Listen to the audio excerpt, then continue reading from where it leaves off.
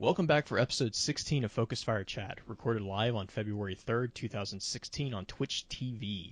Big shout out to the chat here. Thank you so much for coming out. This is your host, Blue Crew 86. Alongside me, we have a man who wouldn't let something as mundane as business travel keep him from the show, Justin Sane 0516. The potato is real. Next up is the third member of our merry little band, the single driving force behind the Paean is a person trend and soon-to-be Twitter expert, Steaming Willy Beeman. Paean is a Titan confirmed. We'll discuss later. The topic of today's chat is going to be a dive into the lore behind the Titan class. Before we get into that, however, I want to run through some quick notes. Our last chat was over the elusive 9. If you missed that and have any interest in hearing our thoughts, please be sure to check out our Podbean site at focusfirechat.podbean.com for archives of all previous chats. You can also find us on iTunes by searching for Focus Fire Chat in the podcast section of the Apple Store. If you guys don't mind, give us a review over there if you use that program. We are also in the process of becoming available on the newly launched Google Play podcast section, so if you're more a fan of the Androids than the Apples, keep an eye out on that front. As many of you already know, Focus Fire Chat is a cross-community gathering where the intent is to offer a week-long, in-depth view of a particular subject from within the lore of Destiny. This chat begins every Tuesday morning and runs until the following Tuesday, with topics decided by the group via a poll that begins every Friday and ends on the Tuesday morning of the new chat. Every Wednesday at around 10 p.m. Central, usually, we get together to stream a recap of the previous week's chat for those who were unable to participate. The topic for next week's chat will be a return to the topic that actually started this whole mad journey we're on, the Exo Stranger. Now, with all that taken care of, let's talk about those Titans. So, let's start off. Willy. Yeah, let's start off with what do we know about the Titan class? How do you want to start at the very top and just work our way down, or I guess start at the base foundation and work our way up? Yeah, we start with the Titan card, I think. You got that up, Willy? I can roll with it. Go for it, Justin. Titans are warriors, heroic defenders of the light, channeling the gifts of the traveler to wage war on the darkness. Steadfast and sure, Titans face any challenge head-on, blunt force instruments of the traveler's will. It says strive for honor, stand for hope. And that's pretty much, they're just straightforward war machines. It's how I view them. Right, and so the other really quick point I always like making is it's really interesting to me how in Destiny it's really easy for people to stereotype the different classes. You have the warlocks as the book nerds, the hunters as the outcasts and the loners, and then the Titans as the jocks or the meatheads. When you really and we'll get into this especially when we start talking about the NPCs, which I've spent way too much time researching. It's really not that clear cut when you actually start looking at the classes in the lore. Like that, they definitely gravitate towards certain aspects of gameplay, and they add certain aspects of philosophies towards the world that they exist in. But it is not cut and dry. This is the person who's going to always punch something. I mean, you have Titans who have their own philosophies. You have warlocks who are hell-bent on revenge. And you have hunters who are some of the best team players out there. So it's not a very clear, it's not a hard set, this is the stereotype, it's not like in D&D where you have like your fighter and your rogue and those are the archetypes and those are the stereotypes that person is going to play. This is much more fluid. You can have a Titan who is a sniper or a lone player, where you can have a hunter who's a support cast, especially with the new classes. So getting into that a little bit more, each class is broken into currently 3 subclasses, which most people who play Destiny are aware of. There's actually a lot of lore behind each of the subclasses, but I'm going to actually start with just a quick look at the abilities, which actually is the Grimoire card for the abilities, is the Ghost Fragment abilities, and it's actually from a Titan's induction speech. So it's one of the first things that a new Guardian would hear when they're rewoken. And it says, "Nothing born is born strong. I know I began weak the same as you. I don't care if you're an exo, staring at that number and wondering where you've come from, or a human hungry to understand the ancient world that left you for dead, or an awoken reborn in the very essence of what your people hide from. Together, we're the pointed end of a long stick of happenstance. Change one ripple in an ancient ocean, and we would never have been granted the light within us, or the good ghosts that want to help us. Humble origins. Every world begins as a big pebble lost among trillions of pebbles. Every worthy sun was once cold hydrogen spread thin across the vacuum. Even the universe, this cosmic garden that surrounds us and awes us, this monument to creation that was once the size of an apple seed. And everything that's splendid and great stands at the end of incalculable chance and mayhem. Yes, you have talents, enormous, wondrous powers. But you should put the smirk away. Do you know what a guardian is? Not yet. Your name is another pebble. You are a cold apple seed. But you will grow." And so this was a big part of the chat, was actually a discussion on the abilities, and the underlying nature and the underlying philosophies behind the nature, and especially the nature of the light was a huge, I know especially there at the end of the chat this last week, was a huge piece of the discussion. I figured we would just walk through the subclasses just basically alphabetically, just keep favoritism out of the picture. Yeah. And just go alphabetically, starting with Defender, which the best quote for Defender is, "It's the wall against which the darkness breaks." And I don't know if either Justin or Willy, you guys want to Oh, I was muted. take on. Hey, that's good because I said bad things. Yeah, I have Defender right here. All right, perfect. Like you said, the quote on it is, "The wall against which the darkness breaks." Defender Titans are immovable anchors, trained to absorb punishment and control the flow of battle. Armed with unflinching conviction and an armory of void techniques, defenders block the enemy's movements, shrug off their fiercest weapons, and rally fellow guardians to strike back. Which, I mean, that was the typical, Titan feel. That's their thing, is they want to protect. They're the defenders. That's the original um, support class. I mean, you do have a support class in Sunsingers as well. Mm-hmm. They can go ahead and they can lower cooldowns, and of course now there's a pretty cool one for the hunters as well. The old Void Bow, the Night Stalker. The Dusk Bow. That thing wrecks, That's you need a couple of those during the raid. Damage-wise, yes. And it is light generation-wise, yes. Yeah. Well, you use Quiver, and it's a lot of fun in PvP too. I have been playing around my hunter a little bit more. Shade stepping PvP is the way to go. I need Twilight Garrison in my life. Oh yeah, okay. That's yeah. Well, and so taking a step back, for people who are not well versed in Destiny, mechanics, each of these subclasses has what's called a super, or it's actually called a super ability, and it's basically in the lore the manifestation of that guardian's inner reservoir of light. And so the defender.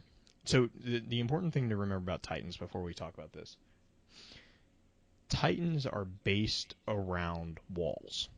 Like, that is their entire purpose of being from the very beginning of when they first existed. They are all about honor, duty, and protecting the city, and that's their basic calling. And so the defender super is actually pretty apt for this one. It's called the Ward of Dawn, and the Grimoire card says, "Open a pocket in the universe, an impregnable fortress for you and your allies. The mighty ward allows guardians to hold key points and gather their strength in the face of overwhelming opposition." Players of the game have a different name for this. We call it the Bubble. The bubble. Bubble Bros for life. Bubble Bros are amazing. My Titan, as soon as I get done leveling Sunbreaker, I'm going back to being a defender because they're just so super useful. But and so the other thing is each subclass is oriented, like I was saying, each subclass is oriented towards a particular elemental version of light, which is why there's 3 currently.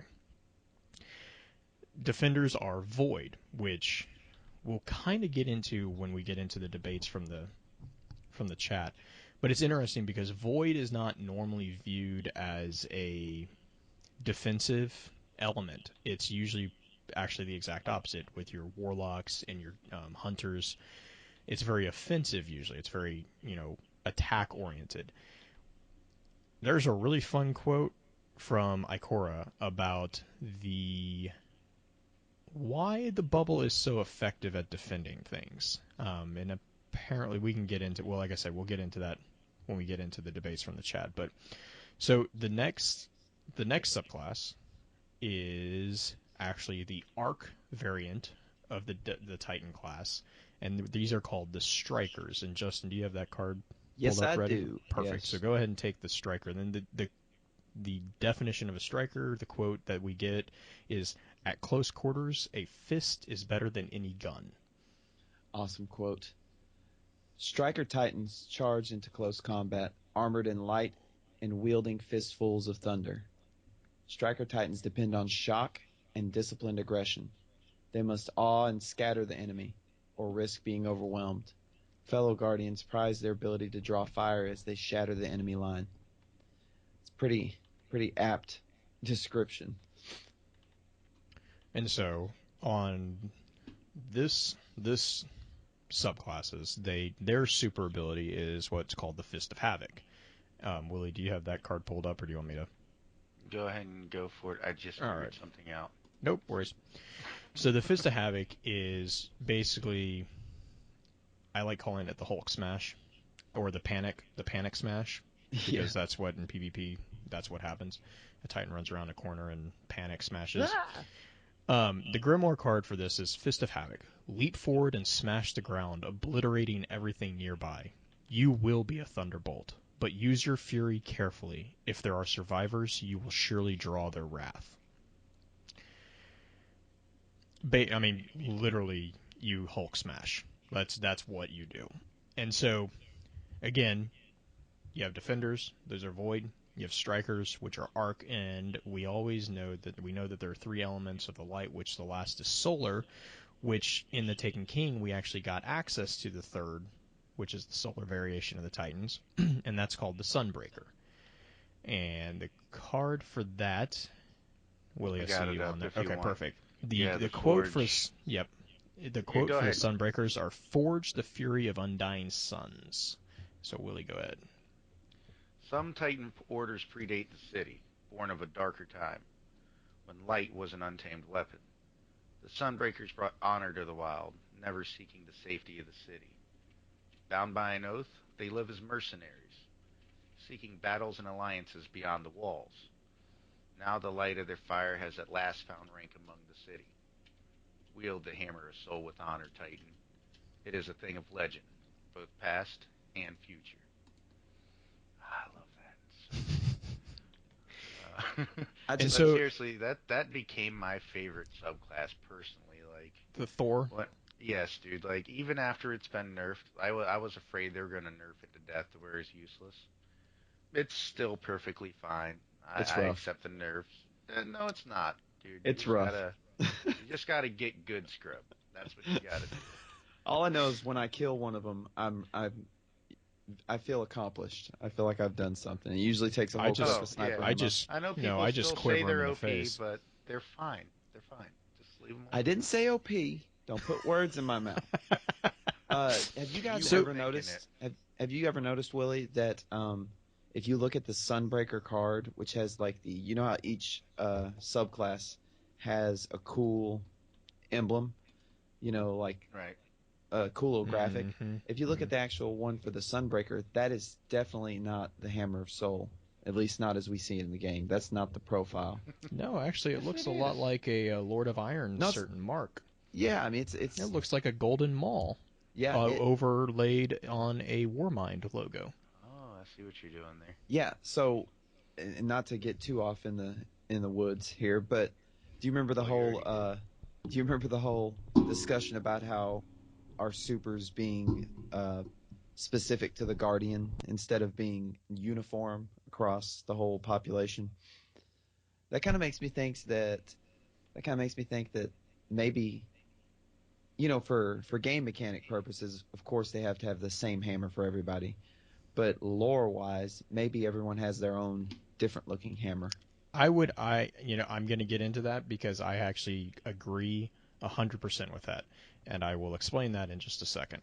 When we get down to the NPCs, there is a particular Lord of Iron who has Thalor. I want to say it's Thalor, who has a mark called the Golden Maul, and Yeah. there's another Lord of Iron who actually I'm 100% convinced is also a Sunbreaker, and Alrighty. she has her own type of explanation too. So there's I definitely would agree with that. But let's talk about that super. So the Sunbreakers obviously have a super as well, and if you haven't already figured it out, that's called the Hammer of Soul. It is literally Thor's hammer. Like it's a giant hammer of fiery death. And the Grimoire card for that one says, "Forge your light into a raging inferno of solar energy, and pull forth a blazing hammer from the fire. Cloaked in flames, launch your hammer at enemies from afar, releasing a devastating eruption of solar fire on impact. You burn with the intensity of stars, and no shadow is safe from your light." Another point on that, and this is why I'm so convinced that this Lord of Iron is a Sunbreaker, is the description for her actually says that her hammer scared away the shadow. So, but we'll get into that just in a minute. I'm not joking. I have spent probably close to 6 hours today alone working on these NPCs. I'm really kind of, and I've had a couple people request that we talk about. I'm gonna try to actually this chat focus not on the Titans of Titans. I want to talk about the lesser knowns, the second fiddles, because a lot of them have some really interesting connections to not just like real in like our mythology and in real reality, but also in the connections that they have throughout the Destiny universe too. And it's just there's some really really cool stuff. Um, so the next part of being a guardian is you have every guardian class has a mentor within the Vanguard. And these are called the Vanguard mentors. Everyone knows if you haven't seen the flyer, he's the bottom quadrant. I know that a lot of people were confused about that because we've Okay. had a conversation about Can I- this. Can I speak to this? Can I speak to this? Sure. That is a composite image. Okay. And by composite, I mean I put a lot of things together. I didn't alter the things It's also that went if into you it. pull up the clip from the Taken Key, Oh my for goodness. those who aren't following, Justin, who puts together all our flyers and does an effing amazing job. Okay, Aw. the guy he's ridiculous, but Absolutely. the bottom quadrant of this week's flyer. So it's the Titan logo, and there's four quadrants basically. And the bottom quadrant is an image of Zavala. Apparently, there have been a few individuals who have decided to raise a ruckus about the what did we decide the term was for it? The Caucasianized? Caucasianizing of Zavala. If you have any questions of this fact, go look at the flyer and then go and look up the Taken King clip scene. Just like Google Zavala. It's the exact same image. So Which, by the way, Justin Oh is my not a goodness. racist. Which, by the He's way, not a speciest. He's not a xenophobe. that Do we is an really amazing. have to get into all of Whitewash. this? That's an amazing image too. I found that image and I was like, I love it. Zavala became one of my instant favorites. Just because Man of that. bag, dude. Come on. Come on, man bag. Get good. So, anyways, so the Vanguard mentor for the Titans is Commander Zavala. And the important thing to remember about the Vanguard is the Vanguard is the closest thing that the Guardians have to a command structure. And and we'll touch on this in just a second, but Well, Titans definitely have a command structure. Titans have a command hierarchy completely established. Hunters don't, and in Warlocks it's kind of I don't really know. well, But think about it though. I mean, it's like you were talking about earlier, Blue. All of the classes, they're still human, or right. what's the term that they use? Nano-human, some along those lines. Oh yeah. So everybody still has their own personalities. You have Joker, obviously hunters. Look at Cade. Mm-hmm. Don't get me wrong, he gets the job done, but he doesn't take anything seriously. You know, but you still have serious hunters. Like it Right. seems like, Pancake. yeah, Pancake. He was all about business, dude. Like And he was making a sure you coward. check the roof. Oh, Always Yeah, look. come on. He and was a wise don't man. shake a warlock's hand because He also had a rule: make friends with the Titans because you never know when you'll need one. because he was smart. Titan. I'm not gonna say Titan Master Class. Titan, my favorite class. Hashtag that. Um, welcome, Dustin. So the thing that kills me, Blue, back to Zavala here, Mm-hmm. is his quote because they have a name in here, and then when you search the database anywhere, this name is nowhere else. But Well, yep. Okay. So go ahead and read it. I'm actually going to pull up something for that ooh, quote. you got something about this? Yes, I do have something about Awesome. this. It says, Basho knew, we struggle after. It's a quote from Undated Battle Notes. And I'm like, ooh, as soon as I saw that, I'm like, I got to find out about this Basho guy. He must have been a friend of Zavala's because, I mean, Zavala, we all know he's kind of the hard ass when it comes to the vanguards, which are pretty much the mentors. Um, so he is the one who follows the rules the most. He's the one that way too serious most of the time. I don't think you really hear him except for when. Is it too early to talk about what he says during the Sunbreaker thing? Um, we can mention it. Or all right, it's I just want to kind of lay a foundation for it just to make sure everyone knows where we're coming from. okay. So I'll give a TLDR. I won't ruin anything, but the point is you don't really hear Zavala showing emotion. Like he's Especially once in again, vanilla. yeah, especially in vanilla, dude. Like there's no emotion from that guy. I am happy that since the Taken King they have gave him more personality. Um, but Kay definitely stole the show. Nathan Fillion Well, is an yeah, awesome actor, and I Yeah, I would was love about to to say have him Nathan on. Fillion's hard to follow up on. But so there, and I was thinking that Basho was actually related. There's another thing about Zavala that is really interesting. He's a really big supporter of Sun Tzu and the Art of War. He actually Yeah, paraphrases him a lot, and I actually was thinking that's where Basho was coming from. I actually don't think it is. I think it's actually I'm going to butcher this name, Matso Basho, Yeah. who was a poet from 1644 to 1694, and he had a lot of haikus, and I can't find the particular one that he is mentioning here, but there's one, he's apparently a very, I mean, well, you brought up a very interesting point, Blue, once again with the stereotypes. mm-hmm. A lot of people Well, yeah, say yeah, Titans are, oh, go smash, worry about other stuff later. But Zavala reads, and he likes intellectual. It's not like he's reading Clifford the Big Red Dog. He's reading Art of War. He's reading this poet I've which to never put heard of. in, right, but I mean, to put it into perspective, this is post collapse.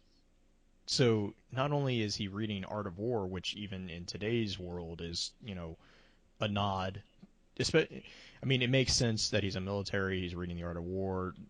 You know, Art of War is universally applicable to a lot of things. Business uses it, but it's very, very interesting that even in the post-collapse, that first off, it's cool to know that apparently the Art of War survived enough format that the the Vanguard knows what it is, because he obviously knows. I can't find the particular quote, but there's a number of quotes where he paraphrases the Art of War, and it's it's something about befriend your soldiers and they will follow you into the dark. I can't remember. There is apparently Basho. I'm doing a really quick search. Apparently, a lot of Basho's haikus revolved around the dualism of man and the universe, and speak towards making man completely surrender to the universe. And so it's about the struggle between man and nature, I guess, and the inner nature and the outer and the external nature and stuff like that. The egotistical struggle that one seeks to suppress within states. There's a lot of just in the same capacity that Art of War has been applied to a lot of different things.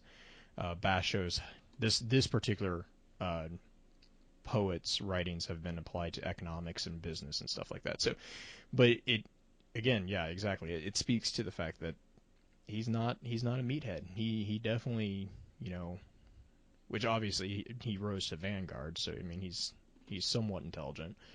I mean obviously. So, but we'll touch on.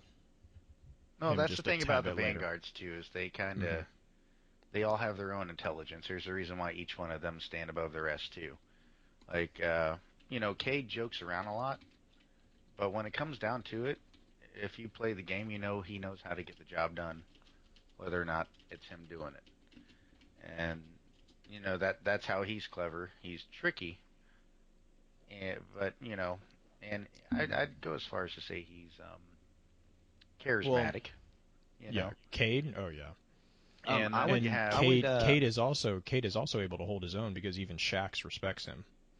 Shaxx says a comment about Cade inside the Crucible, and he's like, yeah, he just walked through it. Like he grudgingly, he doesn't have a lot of respect for him, but because Cade doesn't fight with honor in the sense that the Titans do. But that's a hunter. That's the thing is Titans are all about. There was something, I'm gonna have to get that quote up in a second here, because there's something that makes me feel like when I read that, it was like, oh wow, Zavala's not happy with Cade. He thinks he had something up his sleeve, which, I mean, well, that's if you know Cade, yeah, I was about to say, if you know Cade, yeah, that's like part and parcel. And that's the interesting thing too, is because then you have Ikora Rey, which she's the Warlock Vanguard. I mean, she's a beast. She was a beast in the Crucible with Invective, and she's her own different kind of sneaky, where it's a more serious, kind of darker, but that's kind of like the tone with Warlocks, I suppose. Right. I always view Ikora literally as the Mal, or the. Oh, I just blanked on the name. I'm just embarrassing myself. I'm turning in my nerd card right now. And I was gonna make a Firefly reference, and I just dropped it. Oh, he's gonna go with the Firefly reference. I'm gonna go with the Teen Titans reference. She's like the Raven of the Teen Titans. I'll say that. Ikora is the Zoe to Cade's Mal. Like Cade, like Nathan Fillion plays. He's very typecast. Like he plays the same kind of character in every instance that I've ever seen him, which I love. I don't get me wrong. I love the character that he plays. And then Zavala is actually, he's voice acted by the same guy who does Lieutenant Broyles from Fringe, and like his attitude in the game is exactly Broyles' attitude from Fringe. He's like, I'm gonna follow the rules, but god damn it, I need to do the right thing, and that requires me to break the rule. I'm gonna bend the rules just a little bit, but I'm not gonna tell anybody, and we're gonna pretend like I followed the rules. Like that's definitely Zavala. And then Ikora's kind of she's smart, she knows what she's doing, and she's also grudgingly puts up with Cade's BS, because she knows that ultimately he's probably got he's got a good intention in the big picture. That's kind of how I view the dynamic of the entire Vanguard. But okay, so that's the Vanguard. Are we good to move? Well, I do want to point out, I think this quote from Shaxx is about I think this is about Cade. It says, that hunter's got a big mouth. Guess he can back it up, though. Which, I'm pretty sure he's talking about It's Cade there. totally about Cade. He's like, this guy runs his mouth, but at the same time, he's showing at least a little, a certain respect. He's like, Well, because also if you know Cade's story, the entire reason he's in the Vanguard is because he's honoring a bet to a deceased friend. well, and he's lost Granted, other he's bets as well. Yeah, I mean, granted he's yeah. a terrible gambler, but he is. I mean, Also, he pays his dues. Like that's the thing. It's like Yeah. he may He be a does. terrible gambler, but he does actually pay. yeah, but the not can't dues. call him a winner, not to but you hijack can the say he has honor. not to hijack the Titan podcast with Cade talk, but I think honestly the kind of superficial evaluation of Cade is he doesn't take anything seriously, but I would make the argument that the more seriously he takes something, the more he jokes about it. You can kind of see Right. it when he in all the interactions about Tevis. That Tevis and Andal. yeah, he's kind of playing it aloof, but you can tell that deep down he takes it very seriously. Well, and that's again the Nathan Fillion character. Buck in Halo does the same thing. Mal dude, does he the was so exact same likable. thing. Oh I my mean, god, but dude! he Buck did the in exact Halo. same. He did the same thing in Halo and Firefly and I know. in Castle to a degree. But okay, so let's before I completely spend the next 2 hours talking about Nathan Fillion. I do want to. All right, real quick before we move on, I want to point out also one more quote from Shax. He also respects Ikora. I found the quote I was looking for on her. It says, Ikora's gift from the light is like few I've ever seen. So, I mean, despite how, everybody here's how excited he gets her in the Crucible, he still knows, show respect where respect's due, no matter what class you are. Right. Because, And Pins has an awesome point in the chat. He's like, I would love to see the Vanguard fighting as a team in a cutscene. You mean destroying the universe? Because that's what would happen. I'm just saying, you got three of the best, three of, each one of them is a specialist in their own way. I mean, the only problem would be if you try to get I'm sure Zavala, Cade, and Ikora could get along. Maybe Shax. But you throw all of them in with Saladin, I think there's going to be too much headbutting for anything to get done. Well, yeah, they can't even sit at a table. I'm saying. Well, which we'll get into. We'll get into. Yeah. Okay. I'm sorry. All right. So Vanguard. That's the Vanguard. Okay. So the other thing about Titans, the first thing that most Titans know is that they have very heavy armor, which I could spend an entire 3 podcasts talking about the awesome history of the Titan armor because it's just amazing. The source material that Bungie used for Titan armor is really cool.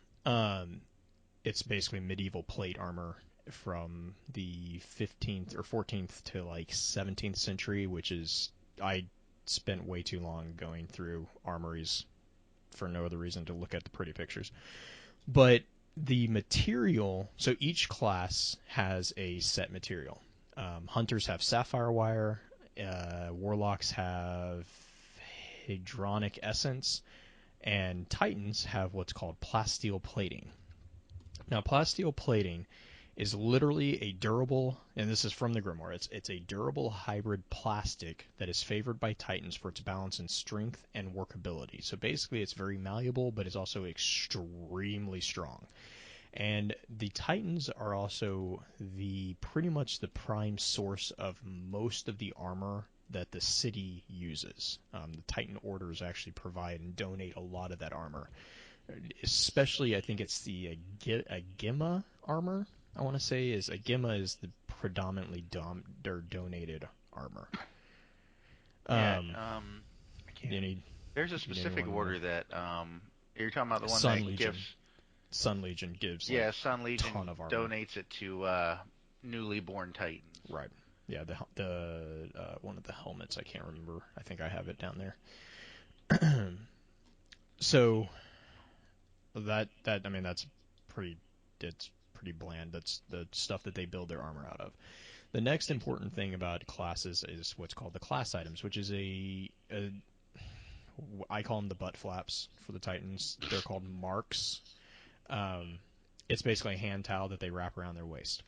No, it is not. It's really not. It's extremely important. It's almost as important to a Titan as the cloak is to a hunter. It's very symbolic of what exactly is going on with it. And there's actually a really interesting one. There was a very, very new mark that was added that has a very interesting tie into Norse mythology, the Poetic Edda, and it's called the Mark of the New Sun, which most people should recognize that as I believe, if I remember that correctly, that's the new emblem that we got as well, which everyone was flipping out about because they all thought it was Mercury when it's actually just a picture of the city. No, that was called Rising Sun, I Rising believe. Sun. Okay, I'm mixing it up. Well, Mark of the New Sun has a comment. It's I'm trying to remember. It's he loosens all bonds, and it's from the Locusina, and this is the only mention of the Locusina in the entire grimoire that I could find. The interesting thing about the Locusina is it seems like it's actually so hunters we kind of talked about it in our hunter episode with Bell. Hunters have guidebooks that show them how to become better hunters, and warlocks have transcripts to do the same thing. This almost seems like a similar concept for Titans, and literally I don't know if it's the Locusina is literally the only guidebook that Titans have. I am not sure. But the interesting point here is that the Locusina is actually a poem from the Poetic Edda, and it translates into Loki's wrangling. And there is no mention of he loosens all bonds within the poem at all. There is only actually one comment about the loosening of anything in the poem, and it's line 62. And I'm going to geek out just a little bit here because it's really kind of interesting. There's a comment on line 62 in Loki's wrangling in which the loosening of wallet strings is mentioned, and the interesting thing about this is it's Thor. So there's a story. It's in the middle of the story, and they have allied themselves with a giant who goes by the name of Scrymeyers, who is they're basically having to go to battle with this giant, and they've got him to come with them, and it's Loki, Thor, and their pages. And so Skymeyer has actually confiscated all their food and put it into his purse or his wallet and tied the strings, and he's gone to sleep. And Thor is trying to untie the wallet because they're all starving, and he can't because the giant has tied it too tightly. Which, if you know anything about Norse mythology, is impressive because Thor was strength impersonated. Thor actually gets pissed and throws a temper tantrum and uses Mjolnir to try to smash Skyrmir's head in while the giant's sleeping and misses, which is another amazing feat, 3 times. And Skymir wakes up and gets annoyed and kind of smacks everyone around, and then they just kind of, in traditional North process, just keep carrying on to the end of the poem. But it was a very interesting. The Locusina is actually a poem from that Poetic Edda, and again, it translates into Loki's wrangling, which there's long story short, which is not very short, but long story short, there is a crap ton of references to Norse mythology, and especially the Poetic Edda and Ragnarok in Destiny. And now we have the Sunbreaker, which is a blatant comment of Thor. So that was my interesting comment about the marks. Every other mark, I mean, there's a lot of marks that are interesting, but that one stood up. Oh man, I just had it on there. But even Pujari says he says a mark is just a pretty cloth. What matters is what it stands for. Right. Pujari's an interesting character, actually. For the longest time, I thought Pujari was a Titan. I thought he was a warlock. He is a Thantanaut. I've had a very long conversation with. That would make him a warlock, right? No, correct. Yeah, he's a Thantanaut. I'm almost certain. The interesting thing is there's 2 characters that I'm going to we'll talk about a little bit here. One of them is I want to say it's Ari. Hang on. Ain Suhu Asa, and then Pajari. And these are 2 characters that almost seem to transcend classes. Ain is kind of a hunter titan. I literally don't know what class this individual is. Pajari, I'm almost certain, reading the Shores of Time Dream and the Black Garden card, he's a Thantanaut. And then also, if you read about his philosophy of the darkness and how he has extensive artwork and his transcripts, he has transcripts that he's written. The interesting thing about Pajari is that he appears on both Titan marks and Titan armor. Specifically, I'm trying to remember off the top of my head, it's the spear point and the You're talking Ariat about armor. Pujari? Yeah, Pajari. He's very interesting because he appears on Warlock bonds and then Titan marks and Titan armor. And he talks about Titan marks and Titan, and he actually talks about Titan abilities, but then he also speaks towards Thantanotic visions and then his philosophy on the darkness. Well, the thing I love is like you have the spearhead typo helmet, Right, that's the and the armor. quote right. on that is the Pajari way ratio. Yes. And the amount of time Warlocks spend planning battles versus the time Titans spend winning them. Correct, Like, and that's actually a nail in the coffin of the argument for him to be a Warlock, because Wei was a Titan. we know she was a Titan for a fact. So why would unless it? Yeah, I mean, to me that kind of confirms that he's a Warlock, but we can. But we'll on the get same to time, like Pujari's on transcripts for Titans everywhere. Right. Like Mark Right. of the Chosen. Your light drives your armor. Do not speak of yourself as separate from the plate.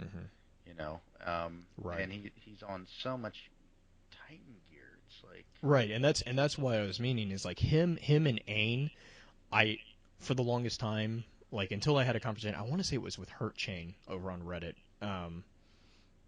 Either that or it was Brandy Jack. I can't remember one of them, and I was having a conversation with them, and they made the point of the Thantanotic visions that he had, and I was like, I can't really argue with that because Thantanauts were definitely Warlocks, but there's even arguments against that we can get into. yeah, I mean, because when I see Banshee, we all know he was a Thantanaut, but Well, I see him as more he of a thought he hunter. was a Thantanaut.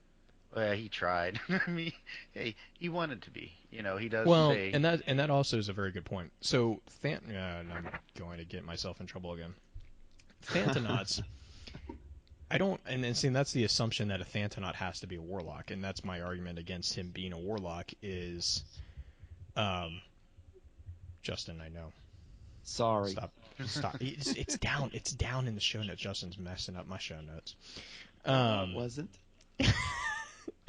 A Thantanaut, like literally, it's the time. If I remember, the explanation was it's the visions that they receive between death and the time that their ghost revived them. So there's actually no need for it to be a Warlock with self-res because they actually wait for the ghost to res them. So just because Pajari saw visions after death doesn't mean that he couldn't be a Thantanaut and could be a Titan. Yeah, well, there's also the fact that he is also on Warlock armor. To ignore the city's peril is to sequester oneself from the truth. And that's Pajari from the transcripts, but when you look at the Titan armor, it's actually either, well, of course, Spearhead typo helmet. It's different because it's the Pajari to Wei ratio, but they all actually have transcript numbers specifically. When you go like the Mark of the Chosen, that's transcript 15. But you go to the Enigma Burn 4, that's just a green Warlock chess piece, and it just says the transcripts. And actually, I just found out that the Aherentite tune just says the transcripts too. So, I mean, Pajari's confusing. Why'd you do this to me, Blue? Right. See, no, I'm dead serious. And this is like Pajari is like one of the well-known ones. This is like on every single name that we're gonna get to, which I'm looking at my clock and we need to get to because oh my god, it's so fun. So really, okay, just really quick again. We kind of spoke towards the Titans' love of hierarchy. They're very militant, and that's where this kind of concept comes from. There is an established order or an established, well, that's a bad word. There's an established hierarchy that the Titan, and that's a bad word, and you'll understand in just a minute, but there's an established hierarchy in the Titan military. And Absolutely. that goes Vanguard Mentor, so Zavala is at the top. Underneath that, you have what's called orders. Underneath that, those orders, it usually correlates into hosts that are within orders, but there are some hosts that seem to kind of transcend orders.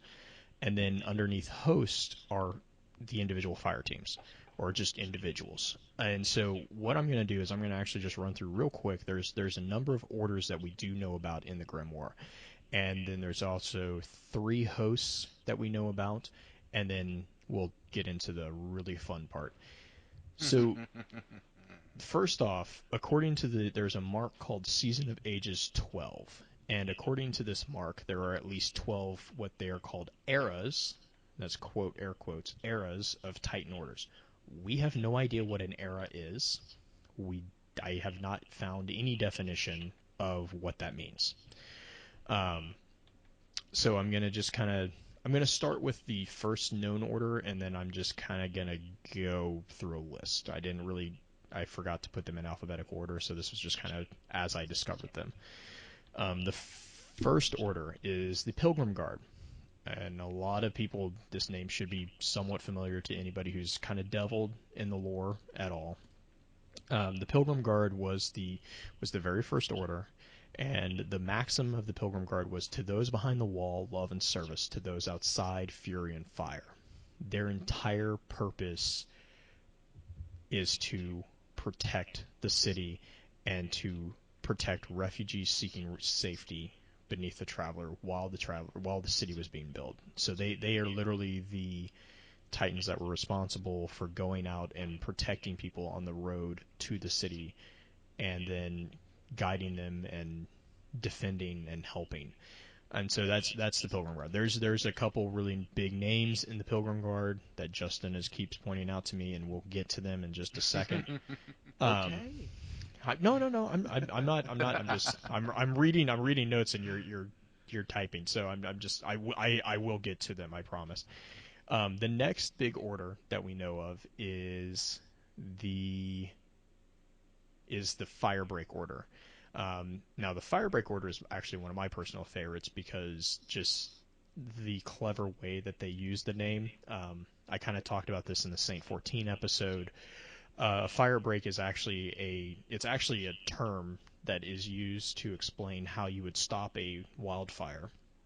What you would do is you would burn a swath of ground, and you would just burn everything.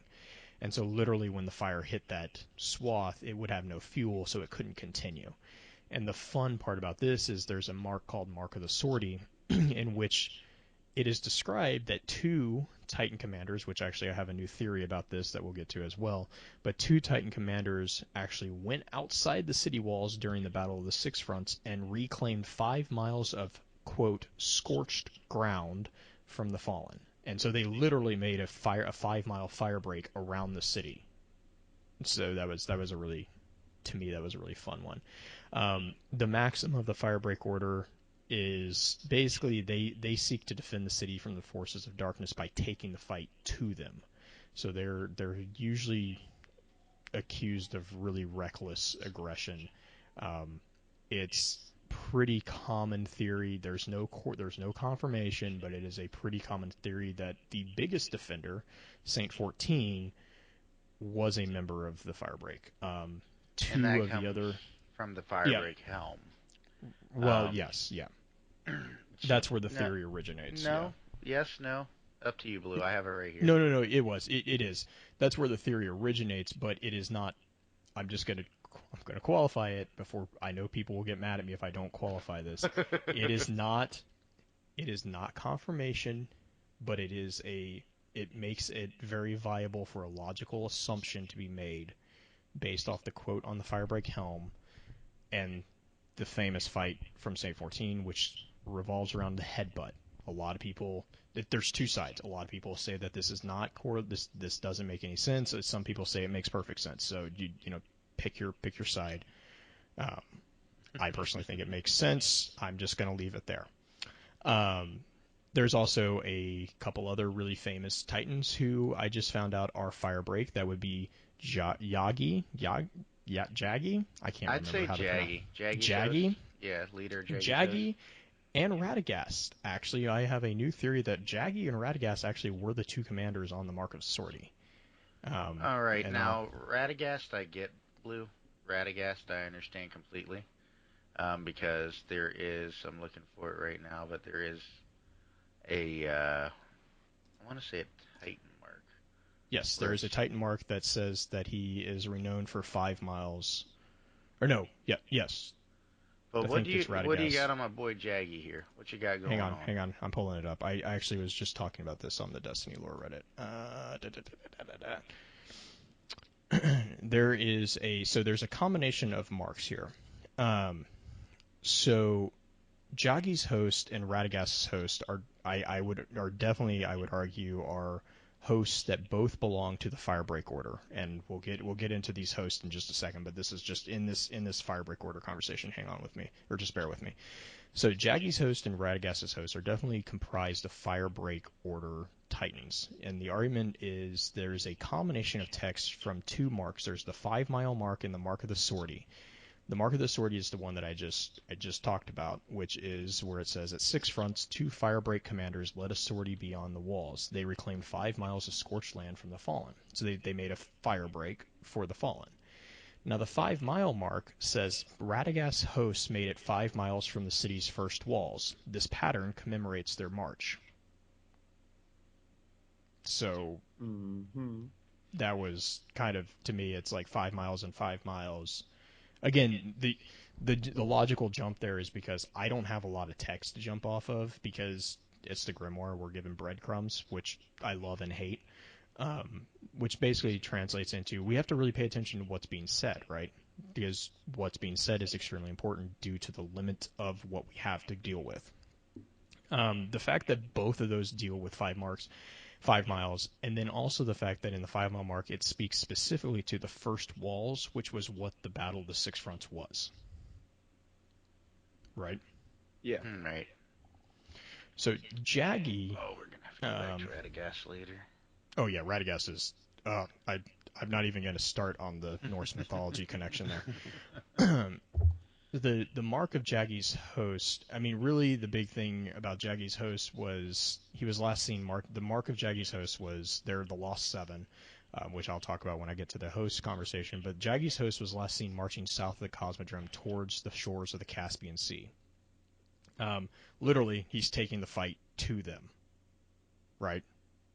He's literally taking the fight after them, Yeah. which is a very Firebreak mentality thing. But of course. Well, I mean, yeah. Or was he just? I mean, there's like I not said, a lot I just known about Jaggy's no. The host, Lost is what Seven. The sucks, Lost like- Seven is there's a whole horror story about the Lost Seven too, and that's also in the Ghost Fragment Titan. There's a lot about that because it seems like although the rest of them got wiped out, we'll get into it Jaggy later. didn't. Yeah, it Jaggy seems did like not. Jaggy actually survived. I'm happened going to to the make other the argument that Jaggy wasn't even with them, because remember orders are huge. I mean, like these are it's a huge. It's like I can't. Battalions. I'm not okay. Yes, I am not a military person, so Yeah. as much as I understand about personal armor, I do not understand the intricacies of military tactics. I will be the first to admit that. So that's the Firebreak order.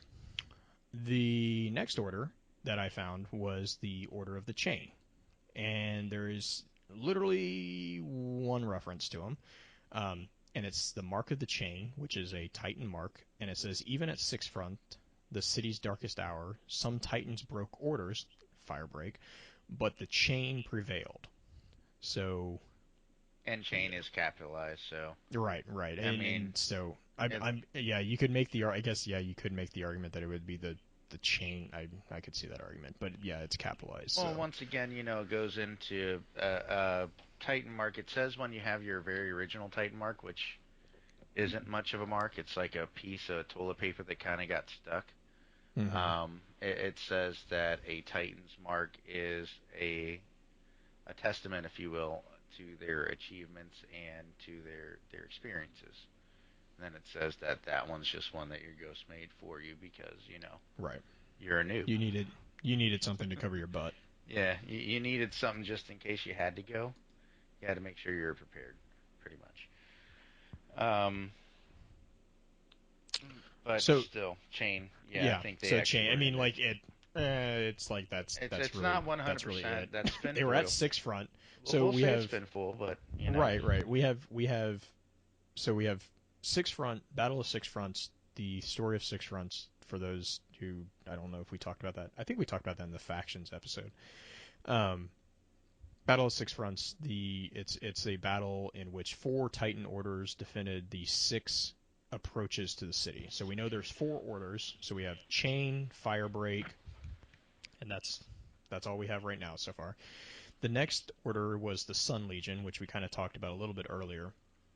Well, we don't know They that they are around technically. Let's go ahead and say that we don't know that they were one of the orders around for 6 fronts, but they are one of the orders that we are aware of exists. Wait, who? The Sun. Oh, Sun Legion? No, Sun I would Legion. not say. I don't know if they're at the. And I would actually argue That's what that I'm saying.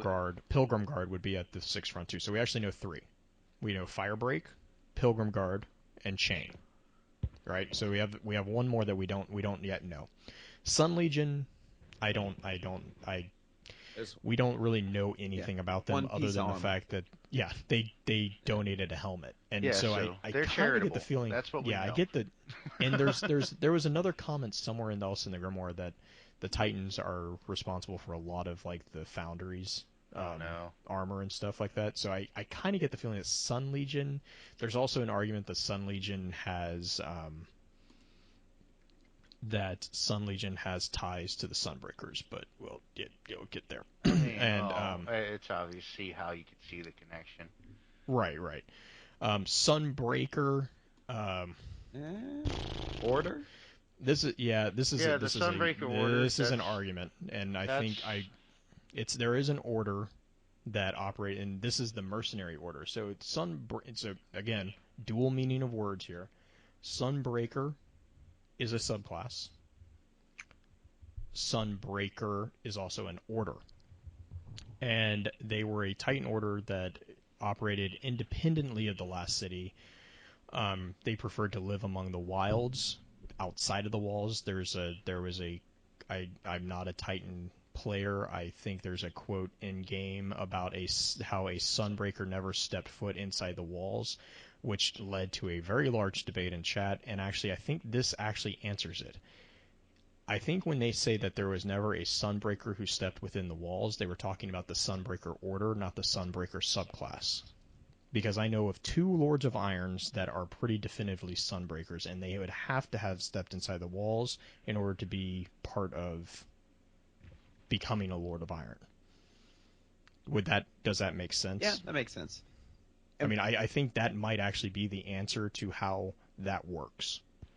And I want to point out Uni's question real quick. He's asking about Stonebreak as if they were in order. Yes. I've looked for it, and the only thing I can find is Stoneborn. the field plate, which says the sheer mass of Titan armor can break stone, which I think that's just a tribute to he might be talking about Stoneborn. Oh. Stoneborn is an order, and I have them. They're after first pillar. Okay, go. You do your thing, Blue. really quick, before I just get completely flamed, no pun intended. Sunbreaker, that's an order. Yes. A brain fart. I'm allowed. Yeah, so there's an order, there's a Sunbreaker order. There's also a subclass called Sunbreaker. Yeah. Okay? 2 different things, same word, which makes it really fun.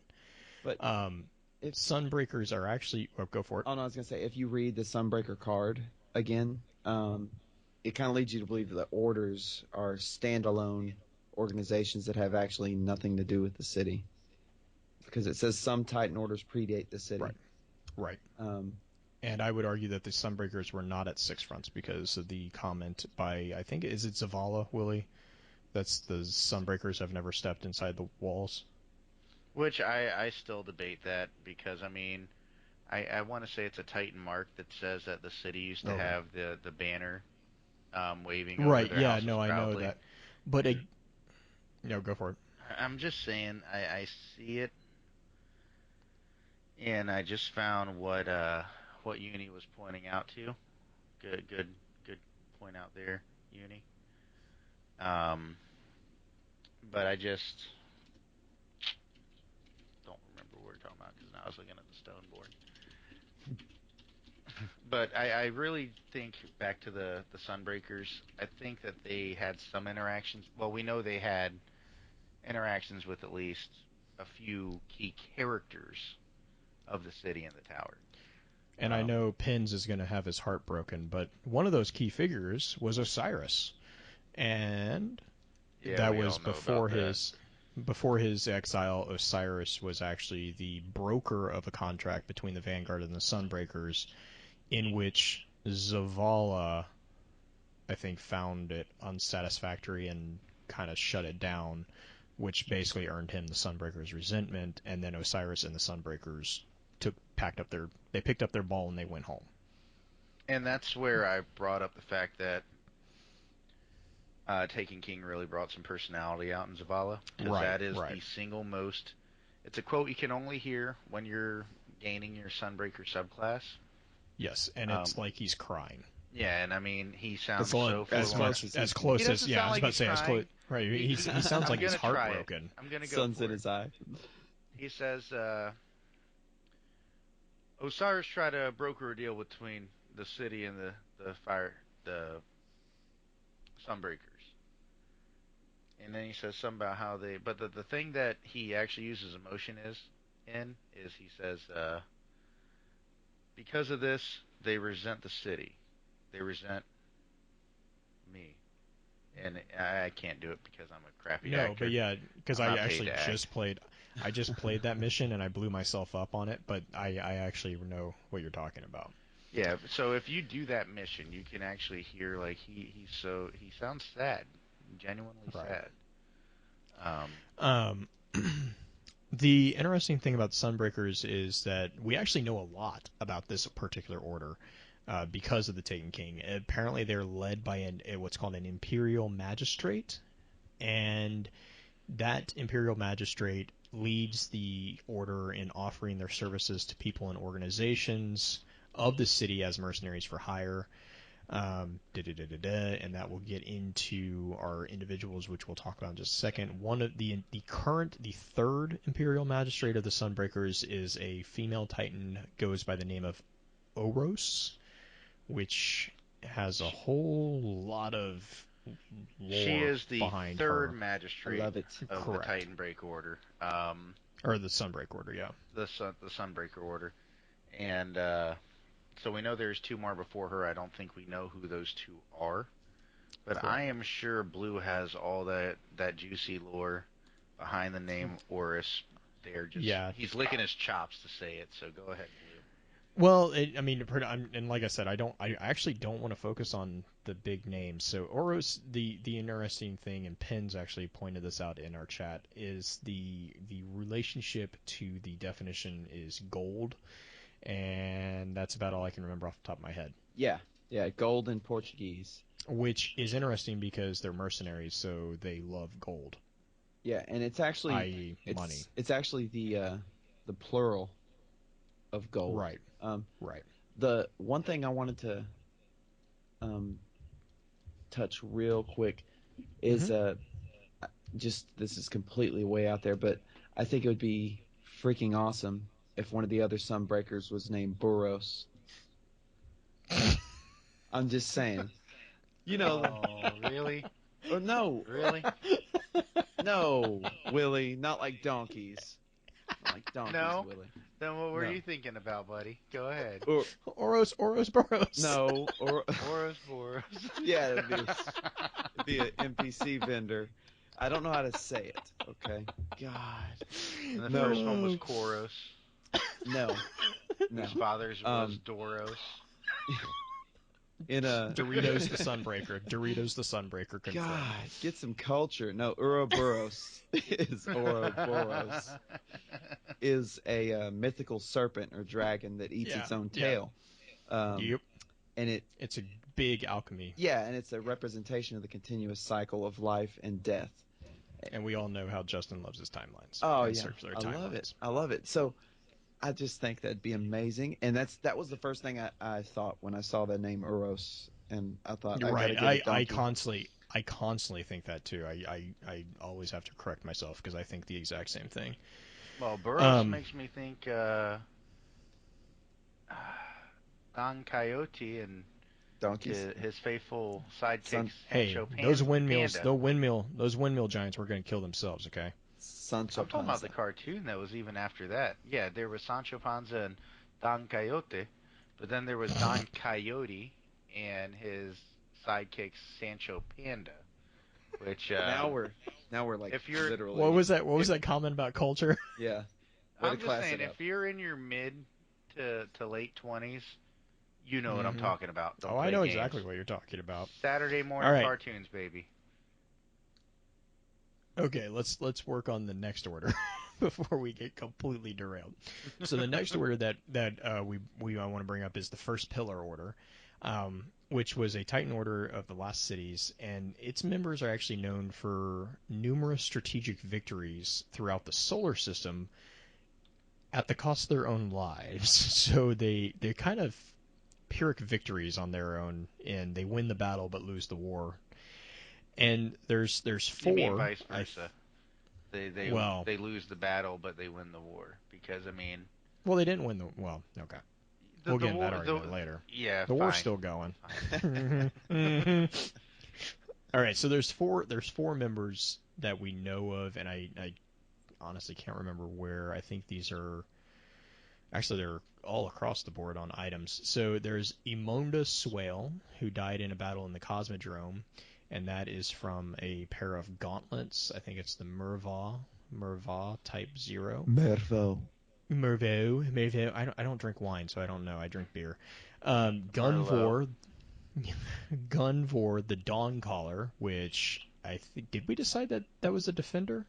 Gunvor. I mean, it's debatable because the, she's called the Dawn Caller, which I mean, my It's the take Ward of on Dawn. yeah, I mean the Ward of Dawn. That's obviously void energy. The Ward of Dawn itself, of course, is a void energy bubble for protection. Mhm. But that when you do that, you're called a defender. She's not Right, called but a that's because defender, the bubble dissolves people. and that's why I was saying that like she might have been a Titan that went ahead and possibly used the void energy offensively rather than Hmm. defensively. It's spinfoil, Well, of I course. mean, I'm not saying you that have this is what grenades. happened. You have grenades, and you still have your punch. I mean, the void puncher. Or yeah, Pins just actually made the point. Dawn Caller is also a sunbreaker because the sun breaks at dawn. Yeah, that there's always That's that too. there's a good point there. So I mean Good that call, Pins. she could also be a sunbreaker that assisted during the six fronts because Right. that is when the first pillars fell was during the Battle of the Six Fronts. Right. And The first except pillars were their own order. Gunvor died in the battle in the Oceans of Storms. So I think she actually died in the Great Disaster. Well, they all died in specific places. Right. Kai Ying died in the Battle of the Twilight Gap. Twilight Gap. Okay, so actually, there you go, because Destiny's storyline is so hard to pin down. Like, Really? No, I'm telling you, it's like we're playing connect the dots, right? We have the field of dots. There's no numbers. We just draw lines until something comes out, and we have no idea if we're actually connecting the right dots. Right? exactly. That's entirely the point of this chat too. Is because the more people we get looking at this field of dots, the more likely we're actually going to get the correct picture made out of it. And that's what's so awesome about the chat. Oh God, it's Uni, you brought it up, brother. In the chat, he brought up the analogy of the Destiny lore. It's like you have a mhm. 1,000-piece puzzle, but Oh yeah, that's right. Yeah, you no, only have there's 700 pieces of it. right. So And I actually that's when we countered with no, you actually have 3,000-piece puzzles, and you only have 150 pieces, but you don't know which puzzle that you have the That's pieces probably to. more, yeah. And so you're forming puzzles, or you're forming pictures for 3 different puzzles, and you have no freaking clue what puzzle you're actually putting. Yeah, so there's back to the first pillar. There's one more first pillar where I can. These are topics There's I can two go of them on. that we didn't go over. We didn't go Uh, over Amanda Swale, or we didn't go over Luke Romaine yeah, yet. Amanda Swale died in the Cosmodrome. Ki Ying died in Twilight Gap, and then Luke Romaine died in the European Dead Zone. European Dead Zone. Yes, And those are European all Dead Zone. from the Mervo type armor. Except for, I think there's a first pillar mark. There is a first pillar mark, which just basically gives you a summary of them, and I am finding how this works on PC for the first time. Wow, why is that doing that? Oh no! It just closed the thingy on me. I almost said a bad word again. Go ahead, take it away. Somebody else grab the mark real quick. Oh, I was just gonna go to the Stoneborn. What are you doing? Real quick note about the whole Mervaux armor. All of the first pillar mentions are on Mervaux armor, and it's actually a commune in France. So, is it possible the first pillar was the stationed European in Dead France? Zone. Yeah. Well, I mean, they seem to be centered. I mean, they seem to be centered around Earth, and there was a specific call out for the European Dead Zone. Yeah, and I need to bone up on my Crucible Grimoire cards, but is the Crucible map with the church, is that in just the European Dead Zone? Yes, That's all that it is the says, European right? Dead Zone. Okay. Yes, I think so. I don't have that. I didn't have that card ready. Okay. The first pillar mark says the many strategic victories of the first pillar order are not without cost. Basically, they are experts in Pyrrhic victories, which is literally a military term for you won the battle, but you died, so you lost the war. You won the battle at the cost of the war. I think you're saying that vice versa, Blue. Think about it, dude. No, it's not. Oh my gosh, I'm totally. Hang on, we're taking a side trip through history. A Pyrrhic victory is a victory that inflicts such a devastating toll on the victor that it is tantamount to defeat. Anyone who wins a Pyrrhic victory has been victorious in some way. However, the heavy toll negates any sense of achievement or profit. Another term for this would be a hollow victory, and this stems from a battle from King Pyrrhus of Epirus, whose army suffered irreplaceable casualties in defeating the Romans in Heraclea in 280 BC and Asculum in 279 BC during the Pyrrhic War. After the latter battle, Plutarch actually was the one who I think actually coined this term. And in both of Pyrrhus's victories, the Romans suffered greater casualties than Pyrrhus did. However, the Romans had a much larger supply of men from which to draw soldiers, and so their casualties did less damage to their war effort than Pyrrhus's casualties did to his. Basically, he won the battle, but he lost the war because the Romans had a crap-ton more people. And they lost more people, but they also had a larger reservoir of people to draw from. Every loss was more costly to... Right. Yeah. Suck it. All right, well, my point is look up the definition of a battle and then look up the definition of a war. Oh no, I know. It's a coin from Roman history. All right, well, what I'm saying is you have the battle, which is an individual, a smaller piece of the puzzle, so to speak, and then you have the war, which is the puzzle. Right. So that's where I was getting no, at. And that's no. It's correct. You're equally correct. It's Suck it. Everyone's right all the time. Everyone's right. All right, moving on to Stoneborn, because I know they wanted to hear about the Stoneborn. The Stoneborn Order is a Titan order that is charged with defending the city's walls. And basically, in all of the crises the city has faced since its founding, the Stoneborn Order has never failed. Bam, that's the 4th order that was at the 6 fronts. So we have Pilgrim Guard, Firebreak, Chain, and Stoneborn. So those are the 4 orders. You can't see me. 4 orders that were at the Battle of 6 Fronts. Right? Everyone agree on that one? Yes. Yeah, you are correct. Yes, I mean, that's kind of how I read that. I mean, I'm reading it as those are those that were there. Right. Now we don't The know. Firebreak were the ones that broke ranks. The Chain did not break ranks. Stoneborn has never failed. And Pilgrim Guard's been around since the beginning. So it makes sense that Pilgrim Guard would be there because they're... Because we've mentioned these guys twice now. We haven't thrown a shout out to my boy Veltarlo. We will get there. I promise. I don't know, man. This could be a longer episode. Prepare yourselves, folks. We're going to do it. I have until... Justin can leave early. I'm going to keep finishing because this is so much fun. There is another... Dude. Okay, Blue, so now there's... Oh, God. It's just... this is so much fun. So I have three orders that I keep seeing around in different sites, and I'm going to preface these next three with the fact that they're unconfirmed. I actually am almost certain that one of them is not an order. It's someone misreading something, but I'm going to say it just in case they are reading it better than I am. Yes, that one, Willy. The first one is the Hesper. Yes, I can. Oh. Hesperonauts. Hesperonauts. So this is the fun thing. A lot of people think that Hesperonauts are an order of Titans. I can't disagree with you because there is actually a Titan mark that. Yeah, go ahead. Well, the Titan mark is actually called the Hesperonaut mark, and it's says, our heritage. Yeah, go ahead, Blue. No. You got it. Okay. Our heritage is not one of war, but of exploration. Which is awesome. It is. I love that. Now, the other thing about the Hesperonauts, so this is, I think this might be another case of dual meaning. It could be, it could not. I could just not.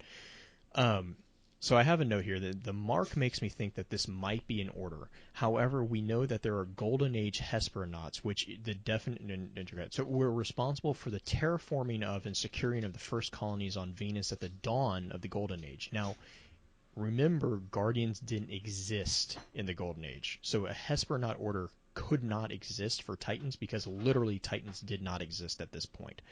And the etymology of the word Hesperonaut...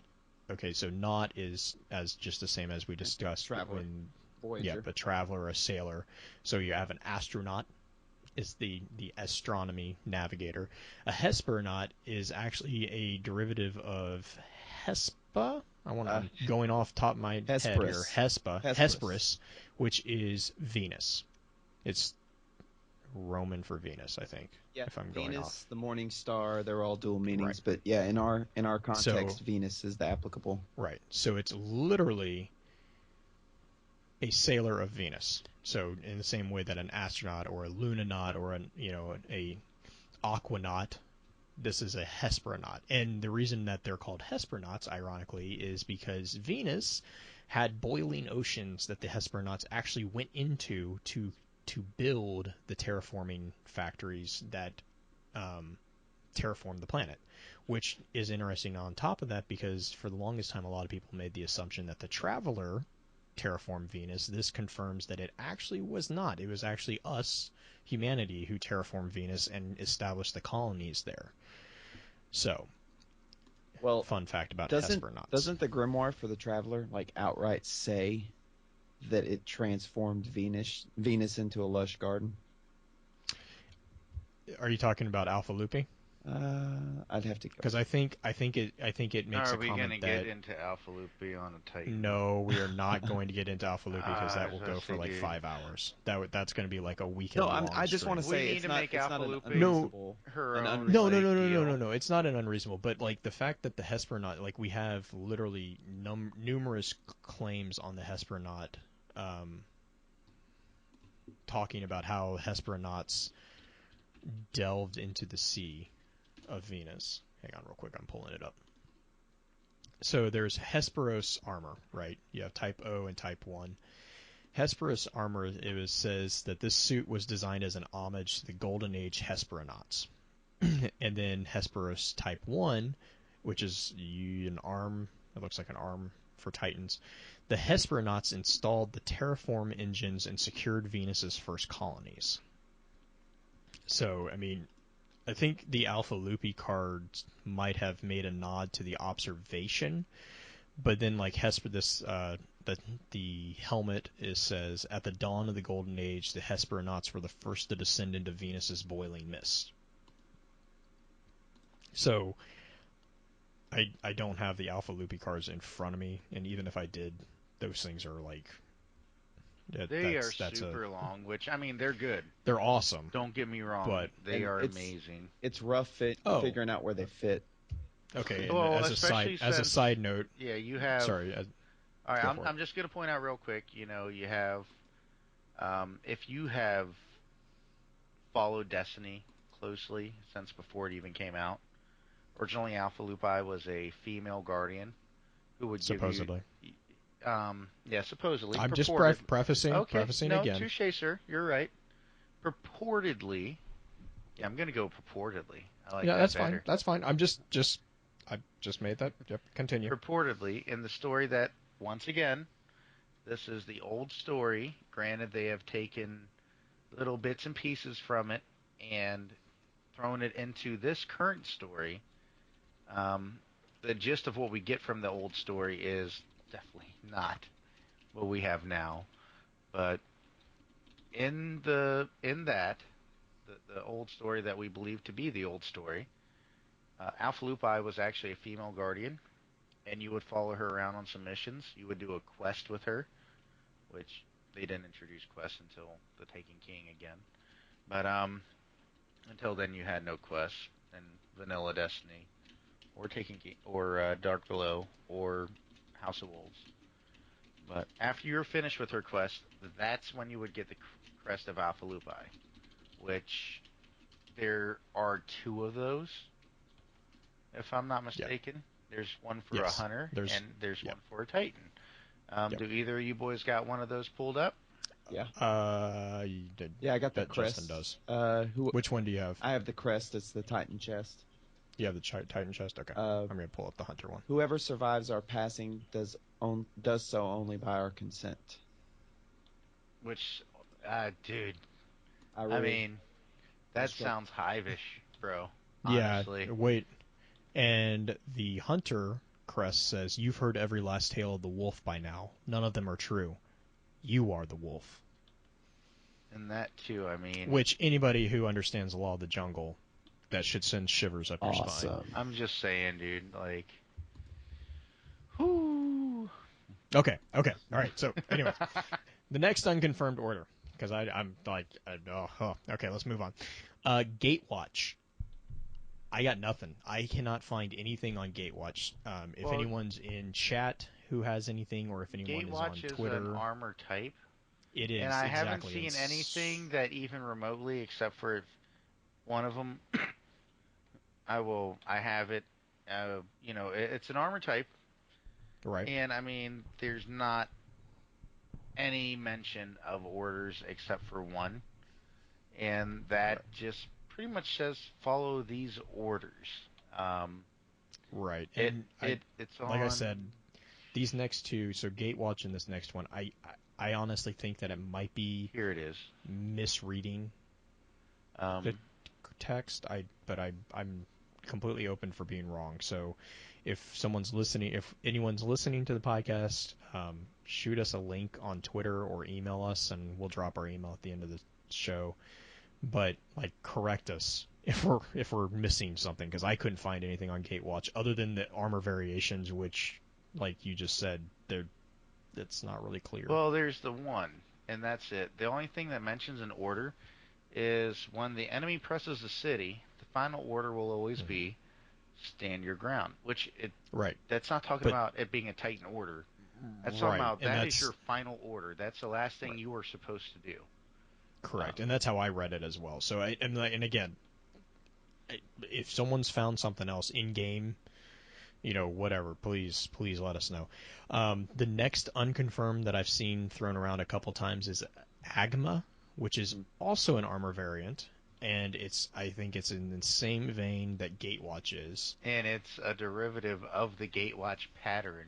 Correct. As far as the armor goes. I think these 2 I don't think are orders. The only reason I've included them is that I've seen it in multiple places referenced as orders. So just in mean, case they are orders and I'm missing something. But those two, I can't find anything on them. So. I'm not exactly seeing anything either. And Yeah, and those are Okay. at like rare 25% armor lines, aren't they? 35%. Right. Yeah, they're yeah. Yeah, And they're not. I They're think not they've even been like in. legendary armor. You know, like you have even the Firebreak have the Firebreak Eternal, which is a legendary artifact, but it's legendary at least. You know, because Firebreak was awesome.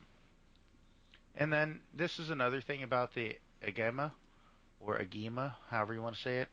You have the green helmet that says the Sun Legion Order donated this helmet for the use of newly reborn Titans. Which, to me, that kind of hints more to the fact that the Agema is more of an armor type Right. rather than it is an order. Because why would the Sun Legion Order be donating another Right. order's No, gear? yeah. Okay. So that wraps up orders. Now we're going to go to hosts. There's 3 hosts, so we should wrap. We should. Oh! I'm just going to run through these really fast, or as fast as I can, because I get excited about this stuff because it's amazing. First up is Holborn's host. Now this is a host that there's an argument right now on Reddit which order they correlate with. No, in Destiny lore. Our arguments on Destiny lore and on the Cryptarchs subreddits are Pretty good. infinitely. They're amazing. I love all the people on those subreddits. They're extremely polite and generally they only are there arguing for help, like to help build. So Holborn was a host that actually was predominantly active on Mars, right? And we'll talk about the Mars thing right now. The interesting thing about Holborn was that, according to Holborn's host Mark, he is genial old Holborn led a group of Guardians on several risky expeditions to Mars.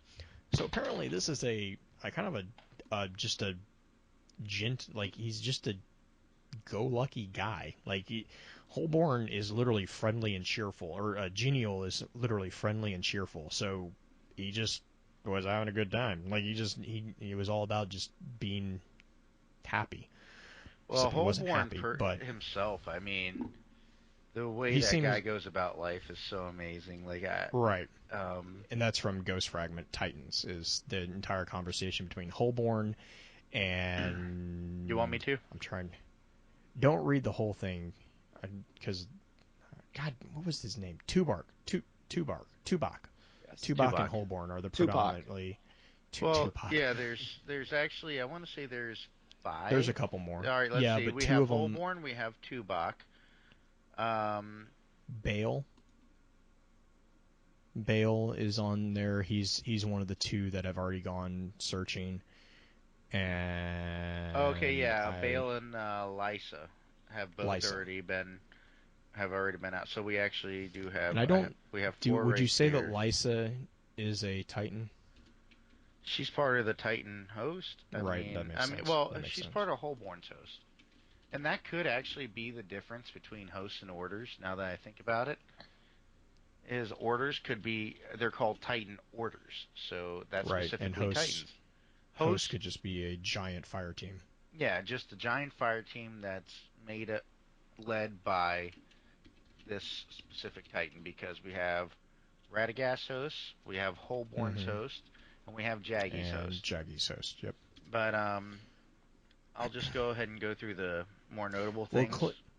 Yeah, go ahead. And do you have fleet-based Koros pulled up? No, I just have the Ghost Fragment Titan right now. So.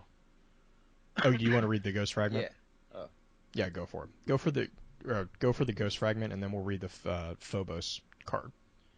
Well, you say you don't want me to read the whole thing, right? Okay, then let's read the Phobos card. Yeah. Okay. Fleet-based Chorus. Phobos. Thuria might be clear, but it's not the problem Chorus could become. Discovered by Holborn's host in association with Lord Shax and a Red Jack fire team.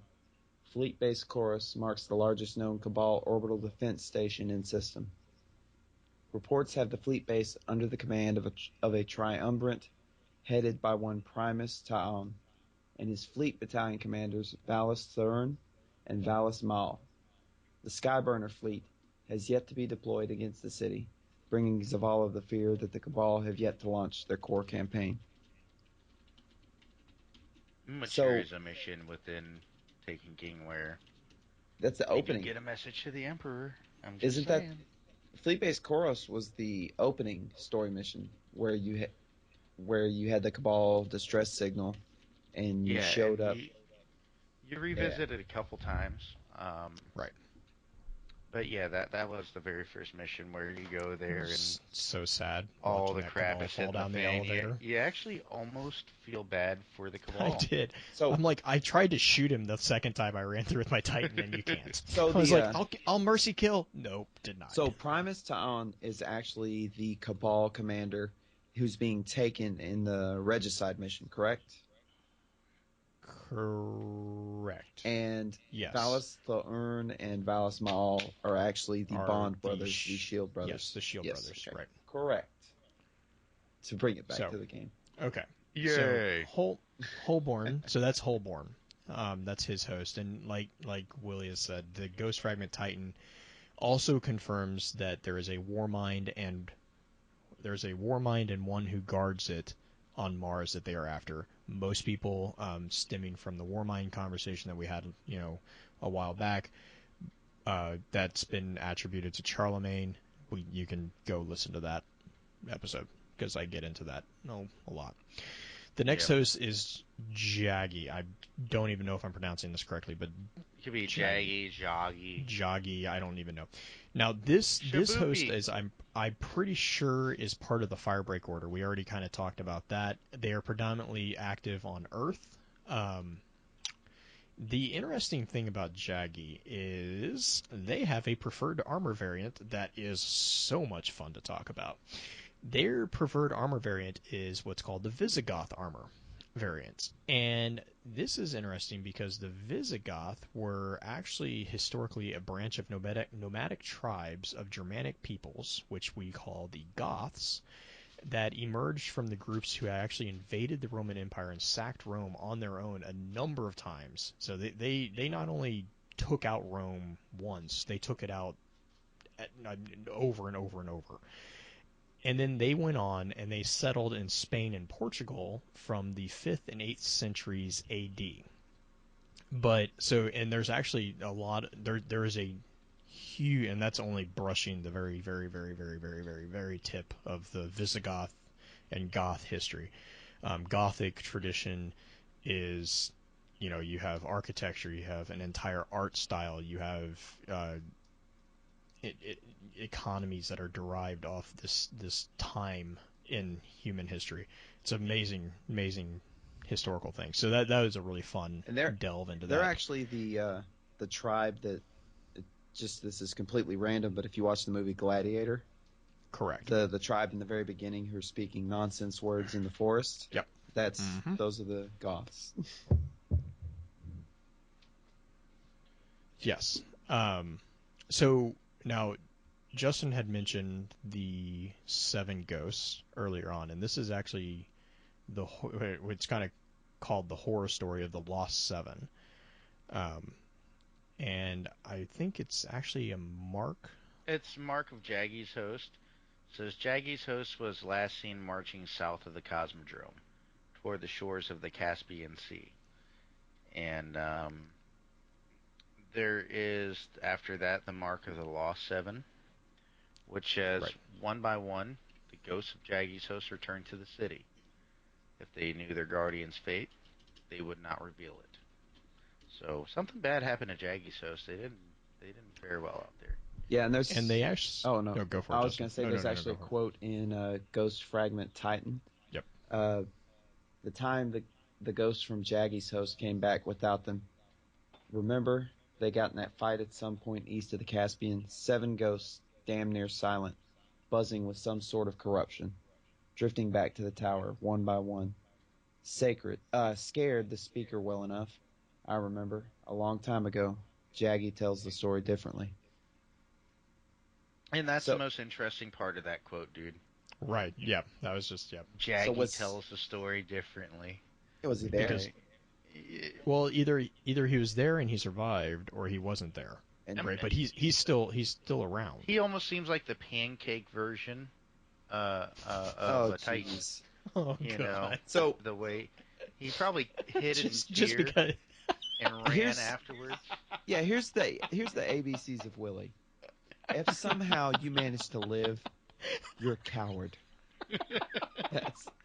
That's No, just how that how did works. every other single person of your order die except for you? It doesn't say every. It said Okay, 7. purportedly, as far as I'm looking at it, the only mention that at first, if you get the mark of the law 7 first, you assume okay, there was 7 people in Jaggy's host and they all died. But then you read the Titan ghost fragment, and it's like Jaggy tells the story differently. It's like, oh, that son of a cockroach, he's alive. His host died, but he's alive. Why? I'll get into pain later, Blue. Don't start with me. Yeah, that's right. I can see the chat, remember? Y'all can't get away with that stuff anymore. Um, we will explain Paean and how he is a Titan later. That is later. Oh man. So the last known host is Radagast's host. Radagast is also a Lord of Iron, so he has his own story. But they also are predominantly on Earth, and I would make the argument, and I think we already talked about this a little bit, make the argument that this host was also a part of the Firebreak Order, and this is where I actually almost would say that Jaggy and Radagast might have actually been the two commanders on that Mark of the Sortie. I think they might have been the two commanders that kind of broke orders and went out and reclaimed it. Well, I mean, you also point out the fact that Jolder was a possible female Titan. Oh yeah, Jolder and So, Thalor were both Sunbreakers too. so if Jolder was a female Lord of Iron, there's a good chance that, because when you look at the Iron Banner, it's all about being forged in fire. Conveniently Right. enough. Oh, that's. Which, Oh, I didn't think about that one. really? Yeah, that's. Come on, Well, Blue. no, I'm too focused on the historical connections. Okay, there are so many historical connections. I'm like dying of I happiness. do want to point out that I think a host is just a group, Right. whereas That's a host could be made up of members from different orders, but it's just a gathering. It can, and that's the argument for Holborn. There's an argument right now that Holborn is made up of Stoneborn and Stoneborn and Sun Legion, I think, is the one that they were making the argument for. So, yes, but I mean, Jaggy and Radagast just scream to me Firebreak because of the terms or the items that we have. I'm one of those people that's like, why a headbutt?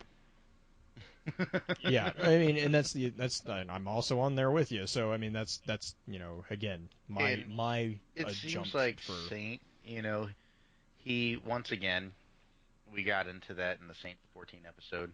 Mhm. He's always been the Crusader type anyway. Right. So, but at the same note, and to make the case against that, also Saint also had a ton of quotes about the exact opposite, about holding the wall. So I mean, because he was a defender, I still argue that he was a defender. Okay, so those are the hosts. And then after hosts, that's when you kind of hit the fire team / individual level. And so there's these known titans, and there's a lot of known titans. So I kind of segregated these out in our notes. There's in-game NPCs that we actually see or hear in game, and then there's mentioned titans that you only see through the grimoire. And I kind of want to focus on the mentioned ones if you guys are game for that. oh, bro, you know me, Blue. Okay. Justin, you good for that? Yeah, go right ahead. All right. So I will give my nod to the in-game NPCs. We have Commander Zavala, Lord Saladin Forge, who runs the Iron Banner. Most people know who Saladhead is. Lord Shax is the person who runs, or the Titan who runs the Crucible. The two I love it. Saladin and Shax are really good friends. And then there's Oros, Oros we don't actually see, we only hear on the Sunbreaker subclass quest. And correct me, Willy, if I'm incorrect on that. For I who? think that's the only time for Oros. That's the only time we hear her. Yes, right? that's the only time we have any mention of Oros. Is once you get into the Sunbreaker, the actual last mission, when you unlock the forge in where the lighthouse is. Also the Crucible map. Somebody help me out here. Blah, blah, blah, blah, blah. What? The Sector 618? no, it's on Mercury. No, it's The Burning PvP Shrine? map on Vertigo. Burning Shrine. Vertigo? Or Burning No, Shrines? Burning Shrine. Burning Shrine and I don't play PvP. oh, bless your soul. Yeah. But Burning Shrine is also where you happen to go to, is on Mercury, like the lighthouse is. I do believe the one that you're talking about as well, Blue, is on Mercury. Vertigo's on Mercury. Yeah, Vertigo's on Mercury. It's just kind of above Mercury. Oh, okay. Whereas I just know it's really fun to jump because Uni's no on one there else can too. make the jumps. But yeah, but the point is, when you unlock the forge, that's when Aura shows herself. Well, she doesn't show herself, but she talks, and she pretty much wants you to earn it. But she tells you that she's the third magistrate of the Sunbreaker Titan Order. Yeah, well, say And more quite than possibly Blue. the most powerful Titan alive. Right. Yeah, I think that's that according to Ghost. I mean, he's a butt kisser. right? I was about to say. I mean, Well, yeah, he opens doors really well. he does sometimes. You know, well, him and other ghosts. That's why the Traveler made them, according to some people. You know, Open doors. that's about all they're good for, is opening doors. Oh, come on. Okay. All right. Now these I managed to put in alphabetical order just because, holy lord, there are a lot. Except for the ones that apparently I missed and people added afterward. I added that one. You duplicated my work. Okay. First one is Ein Suhu Asa. And this is one of the ones that we kind of already spoke about in the same vein as Pujari. I honestly don't know if this is a hunter or a striker titan, because this individual is mentioned on both class items, and they talk about a blade dancer. They talk about like a blade dancer skills, but then there's a quote on a particular item that says "Fly high, strike true, and you don't have to worry about doing it again," which is like the perfect explanation for a Fist of Havoc. So There's so many great quotes about being a striker titan. I don't know which one is that one. That one's up in the air for me. So like that was a really fun thing to kind of hunt down. Most of these were fun for me to hunt down because of the fact that there is not a lot to find, and so when you're hunting breadcrumbs and you actually find something, it's really exciting. So the conversation might not be a lot for as much as I'm hyping it, but for the research, it was awesome because I basically got given a list of names from a lot of people on Reddit, and I just ran through them all, and it was ishtarcollective.net, you, and Destinypedia saved my life. So, Willy, I have well, we already talked about him. Do you want to talk about what we talked about? Okay, so we already talked about Bale, right? Ooh. Literally name drop and Ghost Fragment Titan. That's it. That's the only mention of Bale. Holborn, we already talked about. He was a genial. He was the leader of the Holborn's hosts. Joggy was the same. Jolder. Do you want to take that one, Willy? Yeah, Jolder, he was a... Oh, wow, that is not where I went to click. Did you guys see that? Jolder is actually interesting for numerous reasons. It's hinted, not confirmed, we'll say not confirmed, that she was a female Lord of Iron, and that she was possibly a Sunbreaker. Interestingly enough, I mean, the Iron Camelot gear goes through all Mm-hmm. of the classes, um, but specifically the Iron Camelot gauntlets. Thank you, Blue. Well, Says yeah. forged in remembrance of Jolder, she whose mighty hammer taught the darkness spear. And come on, who uses a hammer? Come on, guys. Right, right. No, and this is the individual that I was saying when we were reading the definition of the Hammer of Soul. In the Iron Camlet Gauntlet says, "Forge in remembrance of Yolder, she whose mighty hammer taught the darkness fear." If you remember, the Hammer of Soul said that your hammer. Hang on, I of course don't have this. Well, there's also, I It do want to says that point it out will Jolder's drive. Iron Sash Nope. as well.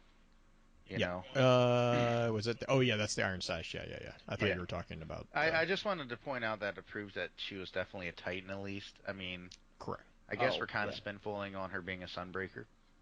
Well, because okay, I got it. So she's whose mighty hammer taught the darkness fear, and the end of the Hammer of Soul card says you burn with the intensity of stars, and no shadow is safe from your light. So Yeah, but I'd be remiss if I didn't just say this is the fun. It's the funner of the two theories, but right. her heavy machine gun is called the hammer. That's what I was waiting to say, Justin. Oh, I'm Jolder's sorry. hammer is the heavy machine gun, And I um, also believe it's and it pronounced wrecks. Yodler. It's pronounced Yodler. Yole, Only yole, if you. Yep, there it is. yole. I was about to say I was only going to accept that if one of you did it. Oh, I could do that And then. forever, but I don't think anybody would like it. So, I mean, Oh man. Okay, so with Justin successfully popping my spinfoil bubble No, I on didn't that pop one. it. I didn't pop it. I just know the nature of things, and I know someone will say, Yeah, "Hey, the no, machine no, gun's called the it's hammer." true. Get good. It's true. Thalor for me is more definitive. But okay, so I will let Willy take the stage on this next person. okay, after Joler, we have Mm-hmm. one of my personal favorite Titans of all, Kabir the Legionless. And I always used to call him Kabar. So when I say it's Jolder, instead of Yole, Yole, Yole, Good do color. not quote me on that. I could be wrong. Kabir, very Whoa, famous what are you Titan. doing? We all know him as the I don't know. leader. And oh, you shut your faces. It is my time No, that now. was sorry. um, One of the famous quotes for him is, "He fought the Fex alone. This destroyed him." Kabir is the famous Titan that led the Vault of Glass. The Probably not the first, but the most significant because he changed history for the Vault of Glass. He fashioned armor out of the Vex, which kind of assimilated him, as we gathered in chat, like a Borg would in Star Trek. Which I'm not a Trekkie by any means, but I know that the Borg assimilated, and he talks about how they get in his blood and brain. But one thing Kabir does before he is no longer Kabir is he takes the last of his light, living flesh of the Vex, and he creates a shield that we call the Aegis, which, I mean, Bungie's known for putting in Greek uh, mythology as well as plenty of other mythology into their games. You know, look at the Mjolnir armor for Halo. I mean, it's Mjolnir. We all know who Mjolnir is. That's the hammer for Thor. So it's no surprise that they have harpies are one of the main enemies, and inside here, they're oracles. Um, Templar is one of the main enemies. TLDR, we're getting back to Kabir. He fought the Vex alone, but somehow they didn't kill him. He consumed their technology like fire, fashioning armor from their remnants. In the aftermath, he became obsessed with the machines. He was claimed by the Vault. His armor and his myth are all that remain. And the two people that we know went in there with him are our friend Pancake, who is smart but cowardly, and loves squids. he's a what is the word that we came up with? Cephalophile. Cephalophile. Yeah. He is a cephalophile. Yeah, Pens. I'm pretty sure I said Molnir. I totally said that. I nailed it. Oh, So. don't screw up on that. Pins will get you. Oh. So, and then Pancake, and then of course there was Praedith, who was a warlock, is a warlock. Depends on what timeline you're in. We'll get into that come next week. Then do we want to include, not to derail you, Willie, but just not a confirmed by any means, but Wei Ning showing up on the Titan mark from the Vault of Glass? Well, I mean, just as a Osiris shows possible- up on the as a po- Warlock as a Bond, so possibility. I mean, Yeah. and neither one of them was wiped from time. But then you Yeah. have the argument that there's a statue of a certain person for the Hive, that the statue You mean still the speaker? exists. No. Not. Uh-uh. I see what you did there, Blue. Don't feel bad. I'm going to go ahead and say no. You already burst all the other spin foils, so you know what? You have no more vetoes. Why on the that. hell would Nokus be the speaker? There, I said it. I said it. Because it's just a fun theory.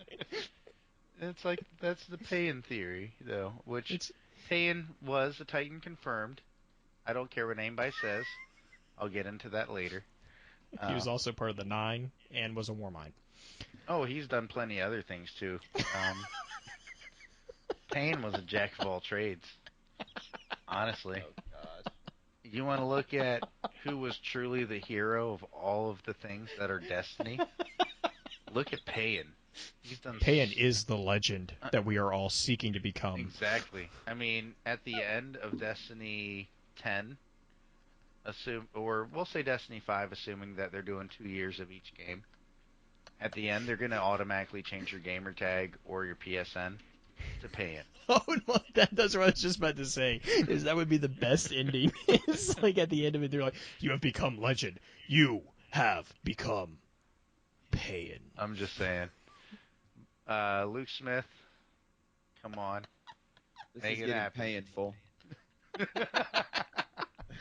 You know what? What's painful is that damn corny, what you're doing. What you're doing. Easy, sir.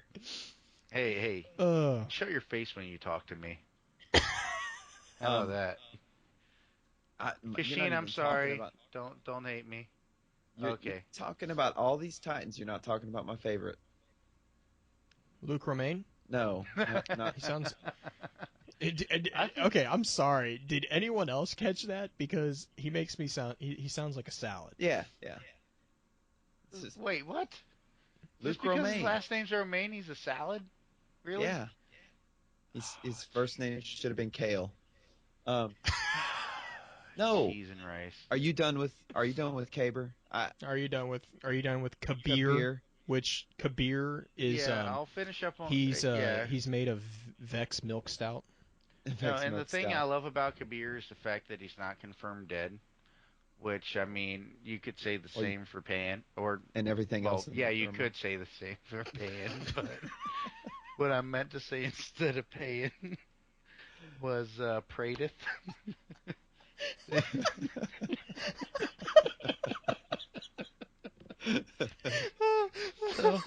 And we all know that Praedith. I mean, the only flavor that we had on Praedith was flavor text on the weapons that he crafted. That's the thing. We had Kabir made the armor, but Praedith made the weapons in the Vault of Glass, which did I say Paean again? No, you said you Okay. got it. I'm gonna have to mute my mic if you keep doing Freudian slips like this. I don't think you know where Paean ends and you begin. Pins is about to knock himself out in chat over here. Oh my god. Pence, I hope you brought that plenty was of like the alcohol, best. dude. Okay. That was the best slip ever. All right, either Are way, you done Praedyth with- made weapons. Okay, so that's what we Praedyth, have to. Praedyth made weapons. Paean made songs. Okay, get it straight, Willy. Are you And done then with Paean Paean? Paean. Paean. Yes. Justin, I'm done with Paean. You go ahead, brother. Can we talk about the best Titan ever? We just said Luke Saladhead is not. No. Lysa. Who are we? Oh, Luke Romaine equals Lord Saladhead. Saladin. Yeah, did no one else make that connection? No, Oh, Wei dude. Ning. Wei Ning is the best. No, we're Titan not. We're ever. Wei Ning is like at the very bottom of this. She's at the. We'll get. We got to get to Wei We're Ning going before in I go. alphabetical order, Justin. We got to get to Wei Ning Alphabetical before I order. go. Oh, Dustin just made the greatest point. Paean actually wrote the Alpha Loopy song. Oh, I thought Dustin wrote the Alpha Loopy song. Dustin is going to write the Alpha Okay. Loopy song. He's going to take inspiration from Paean. Okay. All right, let's back on track. Lysa is the next Titan that we have on here. Well, actually, Luke Romaine, which we already talked about. He was a first pillar on the wine bottle armor, and then Lysa, it's the other name drop in Ghost Fragment Titan. I think she was with Bale. They were going to catch up with them. Radagast, Lord of Iron. We need to do an episode on Radagast, and we need to do an episode on Kabir, and we need to do an episode on We need to. pretty much any of the in-game Titans, because Radagast alone. Well, we we could do could one on probably go all forever. the Lords of Iron, and that would probably Right. have to be a 2-weeker. I've actually Yeah. got a good idea, guys. It just came to me. Oh no. For our official listeners, just like Guardian Radio does EBD, Everything But Destiny, we could do EBO, Everything But Organized, and we could have like no topic whatsoever. I thought you were going a completely different direction. I was like, I'm out. If you're saying everything but Osiris, I'm done. No, Everything But Organized. No show notes. No, that would go like that would go like 5 hours, and it would just be us laughing. Well, okay, fair enough. Okay, we'll talk about that. That's a really good, interesting. Saint 14, we did episode 3 of Focus Fire Chat on Saint 14. He has a really cool mohawk, and he's a Defender Titan. Let's move on. Segoth, is that how you pronounce that name? Yeah. We have one item, and it's a rather important item. It's his head. He was also a Lord of Iron. He is no longer a Lord of Iron, Nope. as we have his head. And Justin, do you have that pulled up? If he No. doesn't, then you brought up Saint 14, so let's backtrack to that. Oh Lord. So, Paean. Oh God. There Oh, no. is a quote from Saint 14 This is where it says, "A singer came to me, and he said, 'You protect me, and I do nothing.' And I told him, 'You're a singer, so sing.' And he understood." So, once again, we go back to the very original Paean argument that I had. Yeah, you banged your head on the desk, Paean. Pins is for those listening. Pins has spent the last I don't know how long typing in head desk in the chat, and now I have a solid wall of head desk comments in the Twitch chat. So that's what we're referencing for Pins giving himself a concussion. Okay, so anyway. Segoth's head. Nope. Okay. Yeah, All right, let me continue. finish this real quick. I'll be brief. I promise. So, as we all know, that's where Paean comes from. Paean 2, not 4, not of, not about. Paean 2, Saint 14. Plenty of quotes. He went into the demon light. In the end, he was brighter. Was there ever a guardian so beloved by the city?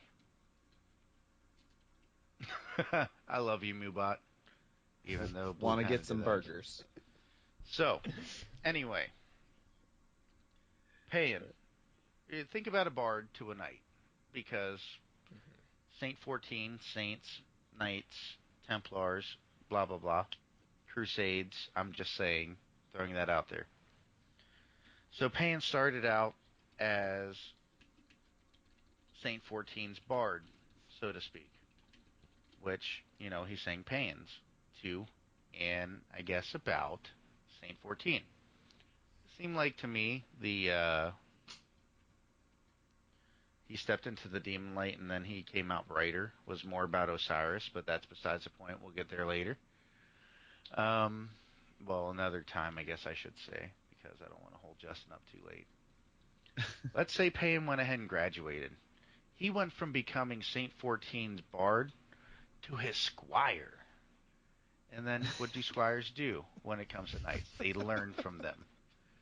Okay, so he ends up learning. He's a squire. He is the he is the Padawan to Saints Obi-Wan. What happens eventually? You get upgraded.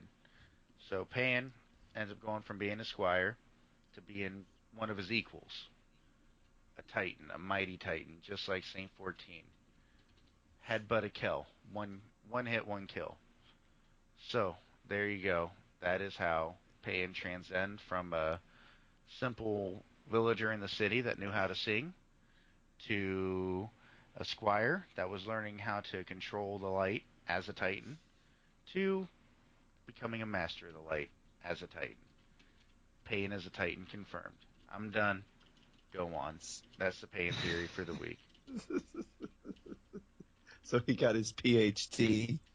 If you knew how much time I spent on that, you wouldn't be laughing. This is apparently for anyone who's like actually following this whole thing. This is Willy's dragon theory. Okay, Willy has probably spent more time on. Well, no, he's probably spent as much time on the Paean storyline as Justin has spent on the dragon theory. Yeah. But I'll put it this way: there's a little bit more meat on the dragon bone than there is. I don't know. Have you seen Paean? I don't know. He might be pretty chunky. He did headbutt somebody apparently. Okay, so Segoth's head. Yeah, I've actually got it. I've got it, Willy. Okay. I mean, I'm sorry. sure you have it by now. Don't give him another opening. Segoth's head. Thought we formed a banner to fight the darkness, not ourselves. Just don't bode well, is all I'm saying. Gellion. Very confusing, if you ask me. Well, so apparently the Lords of Iron, right? The Lords of Iron were the defenders of the city throughout the Battle of the Six Fronts and during the building of its walls. Some of they comprised of all the classes. Real quick, just a real quick explanation. We keep saying Lords of Iron, we never actually defined it. These were people these were guardians who gained their renown in the Battle of the Six Fronts for the defense and for just amazing feats of battle. The bond between the Iron Lords was said to be unbreakable, but there was at some time after the raising of the walls, the relationship between them fell apart, and basically events describing the fall of the Iron Lords, while they're not clearly documented, it does seem, I think it want to say that Scory is the last one remaining. And this is also the basis of the Iron Banner that Saladhead, or Lord Saladin Forge, runs to test Guardians in an environment that's, quote, less forgiving than the regular Crucible, in tribute to the Lords of Iron, end quote. So, when we say Lords of Iron, that's where we're... Well, you go into it. Nine Lords? 1, 2, 3, 4, 5, 6, 7... Yeah, 9 Lords. So... We have three from each class. Yeah, I believe. Yeah. Yep. So. And we can assume that I think we can assume anyway that Gellion was actually a hunter. Gellion was a hunter. Gellion, Perun, and Ephrodite. Ephrodite. Yeah. Ephrodite. Yeah, Ephrodite was most definitely a hunter. She was a badass sniper. Yeah, she was. Yeah, we learn a lot about her sniping skills. You can't even compare. Well, the artifact for her is her eye. Mm-hmm. Which and then you have Segoth's head. Yeah, it's every time she pulled a trigger, an enemy of the city died.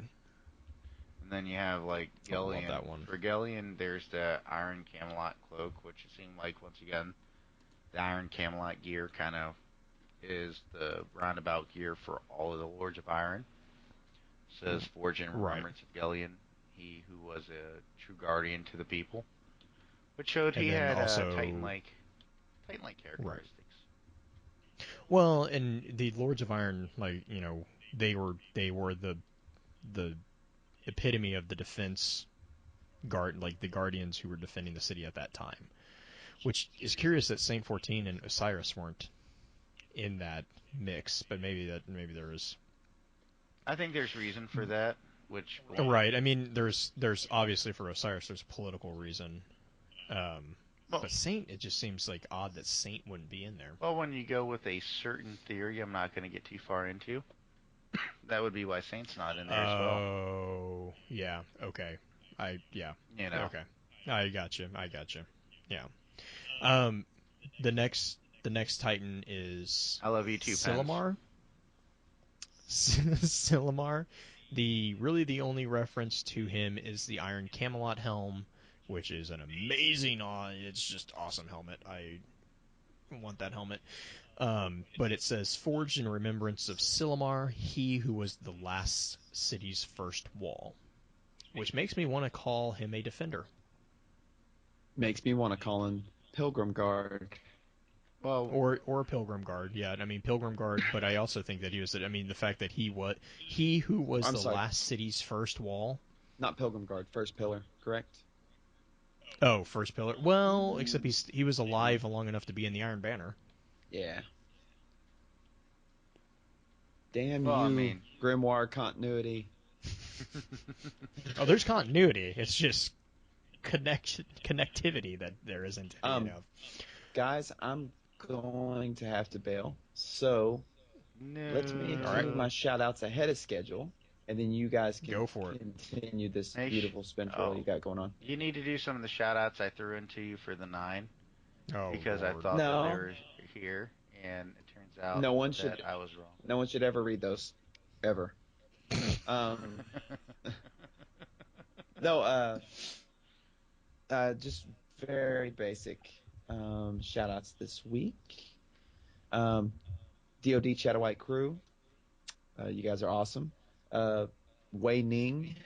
You guys have to read the quote about Wei Ning giving you a hug, because I've been waiting this whole episode to read that, and Willy took that from me. Live chat. You guys are awesome. Thanks for coming out.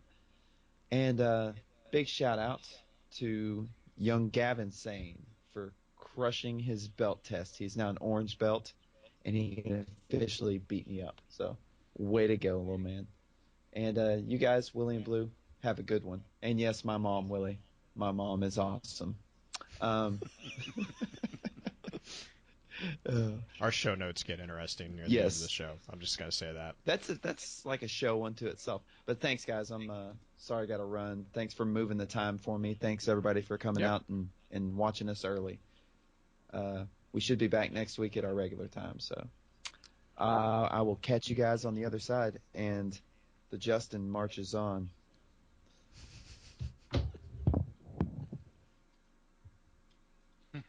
All right. You want to go on with Thalor? Which lore? Thalor?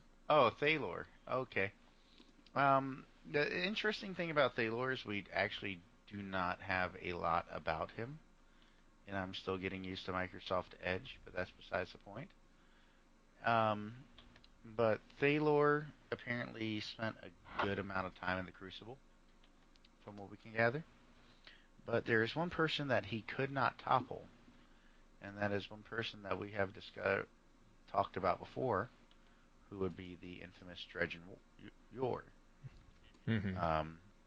The only piece that actually I want to say gives us anything about Thalor is his golden maul, which is a Titan mark, and it says, for exact words, the legendary mark of Thalor, a victor in the Crucible. Now, Thalor, his mark, when you look at it, to me it looks more like an axe, which, if you go by the theory that the Sunbreaker's hammers look different depending on the Mm-hmm. Titan, yeah, he was definitely a Sunbreaker. Well, and the other thing is a maul is generally a large, heavy hammer, but there is a variation of a maul in which is used to split wood, and that is a axe-like hammer. So and this is a double axe, which is weird because it's a battle axe picture, but whatever, we'll call it a maul. But it's there's an axe head on one side and then the hammer head on the other. And so what you do is, generally you would swing the wedge into the log, and then you'd use a sledge to drive it further and split the wood. So, but usually a maul is a giant. It's like you take a sledgehammer and you multiply it by 10, and that's a maul. It's also a term for what happens when wild animals attack you, but that's different spell. Well, no, actually, it's the same spelling. Now, But what that's there is that's a different I spelling think for is Thalor, right. because Blue, I'm sure you already have the one with the E equipped, whereas we have the one with an O here in Destiny, which, once again, Bungie is known to put mythology into, like, actual Greek, Roman mythology into all the games they do here. I don't want to try to pronounce the other word that starts with an M, because Pens will murder me, because I did a bad job last time. Trying, yeah, the Molnar. I think Penn said you're not Trying to supposed to say Molnar. You're not supposed to say Molnar. It's Molnar. I thought it was Molnar. I thought he said it was like Mjolnir. I don't know. Pens, put I have put a it I up have there a again, dude. I have to scroll through a novel's worth of head desk. I mean, yeah, there was a little bit of head S stuff, especially during the explanation of how Paean came to be. But we have the NOYB mark, which says, "One day in the Crucible tells you everything you need to know about a Guardian, even yourself." That's a direct quote from Thalor. Of course, his golden mark says that he was a victor in the Crucible. The most interesting, was it the Paean mark or the mark of yeah, contention. I think it was contention. I'm going to click on that one. Yep, that's it. The mighty Thalor was invincible in the Crucible until Dredgen Yor and his Thorn. Mjolnir, Right. Okay. I think, is what Pence is trying to say here. Mjolnir. Oh, okay.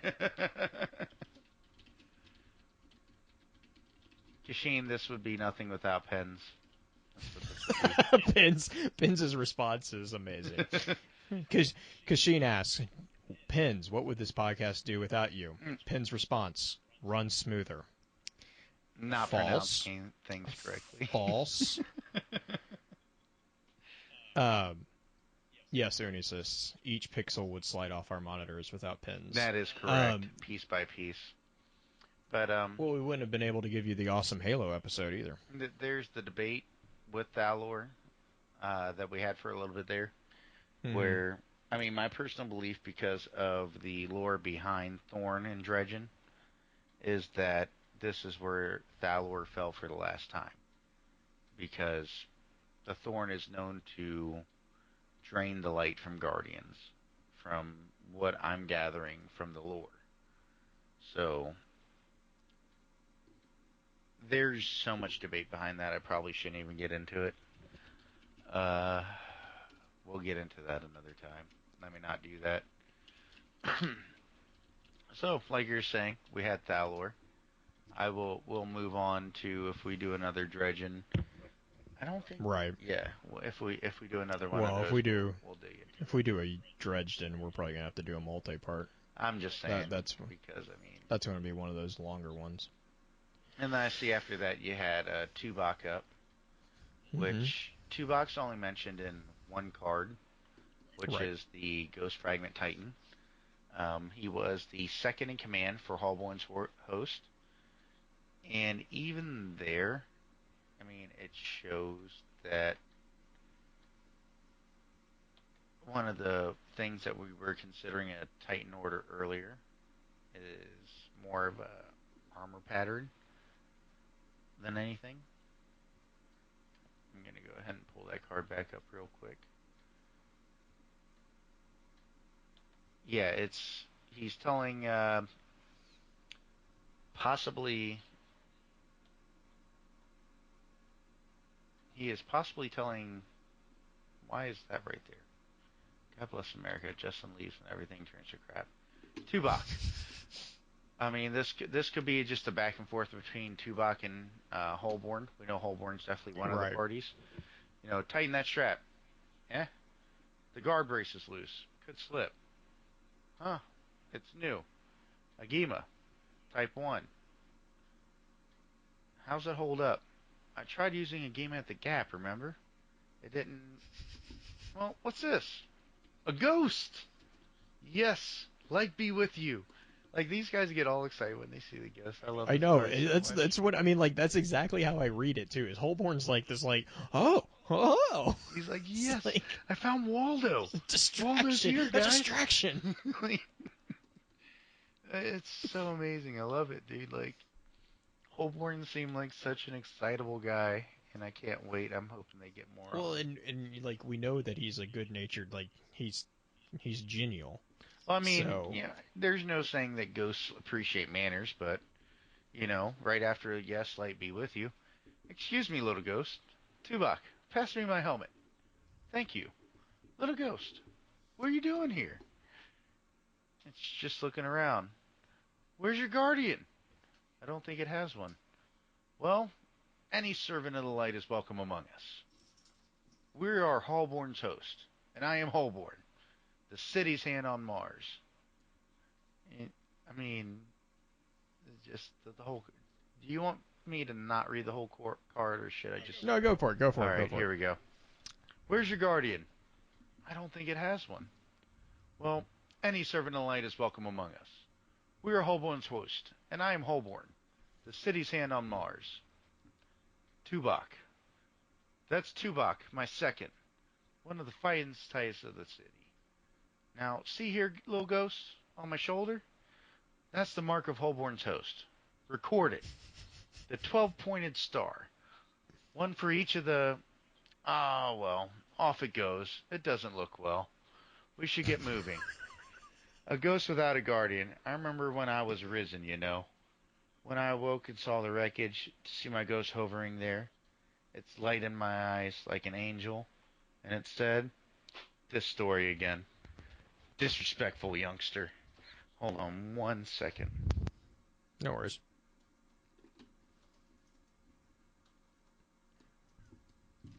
I had to let the wife in real quick. Alright, so back to Holborn. Disrespectful youngster. Youngster? I could be older than you, Teban. Which is where we find out, you know, a third party of the Holborn Toast is Teban. Or Tyven. Mm-hmm. I'm sure Pens will correct me soon. Um, true. The guard brace is fine now. Stop worrying at it. Will you take the Jigoku? Thought I'd take the long rifle. Bale has a Joku. Good. That ghost. What do you think's wrong with it? It's echoing something ancient. An old Earth language. You know what that ghost reminds me of? Flitting about over there? I don't. The time ghosts from Jaggy's host came back without them. Remember? They had that fight at some point east in the Caspian.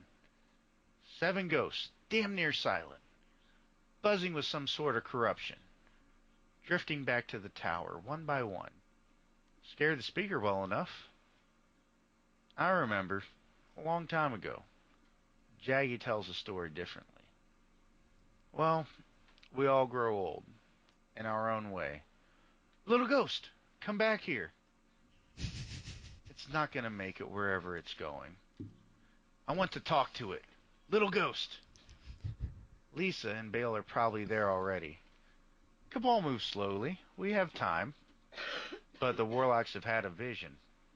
Yes, that new one. What's her name? Angora? Ikora. Love that shit. It's stuff right there. She's always been hasty. I've faced these Cabal before. I know 'em like my own armor. Message from Lisa. At the Dust Palace now. All quiet. See? All quiet. Why not come with us, little ghost? We're looking for the old war mind here. And the one that guards it. So, I mean, you get a lot of character from Holborn there. I love it, dude. Right. I mean, he just... The other... Oh. No, go for it, go for it. I was just going to say that he seems like one of the most excitable Titans that I've ever heard of in the story so far. Oh, I totally... Yeah, like, he's almost like Cade level. Like, I can hear that in a Cade-like voice. Like, Agora? Oh, Ikora. Yeah, that person. Yeah, he's like that Like one. that. Oh my gosh. So great. The other fun part that we talked about in the chat is this ghost is okay, not confirmed, but rather logically big. It's not a huge logical leap to assume that this is Jaren Ward's ghost.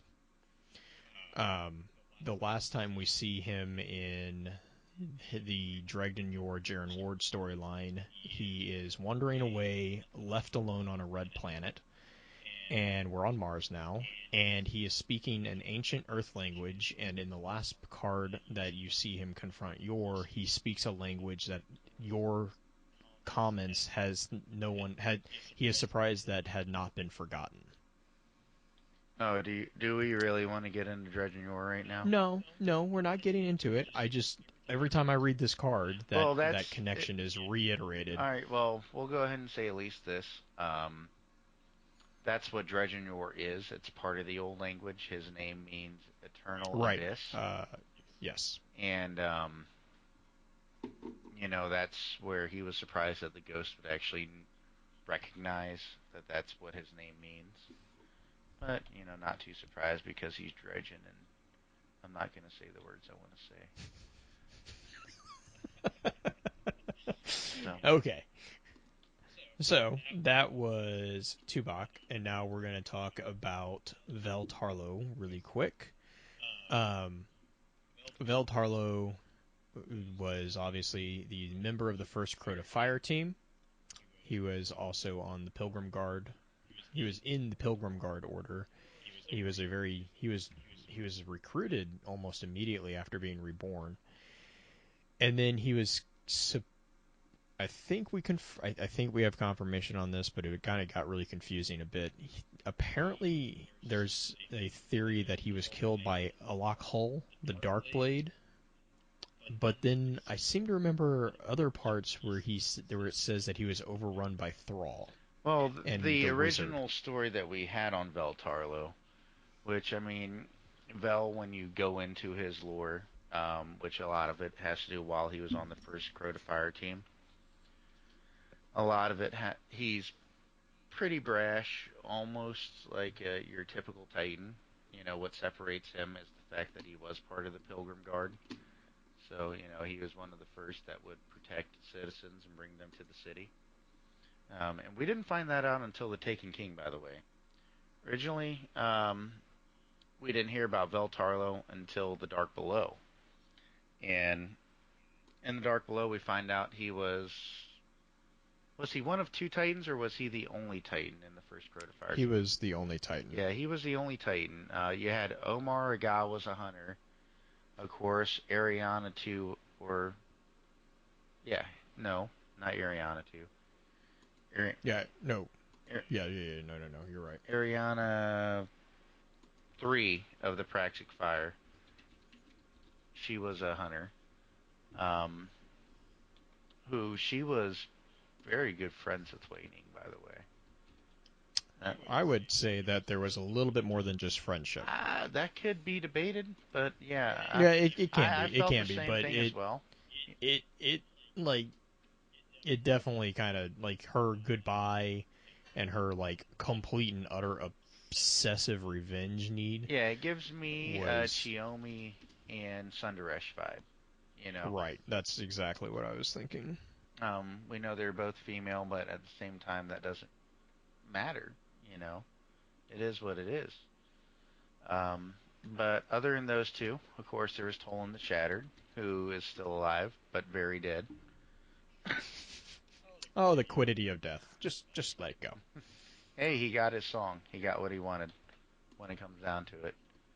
And of Right. course, there's Eris Morn, who is alive and not dead, but she does see some pretty weird stuff and hear some pretty weird stuff with the hive eyes that she has. There was also, did I say Omar Gal already?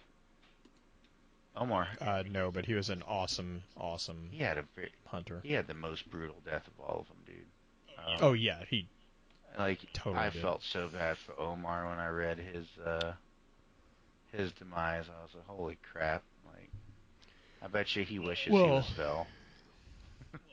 and the reason why he died the way he died was it was revenge for what Ariana had done to the Yeah, warlock or to the wizard, wizard. the wizard that she had captured.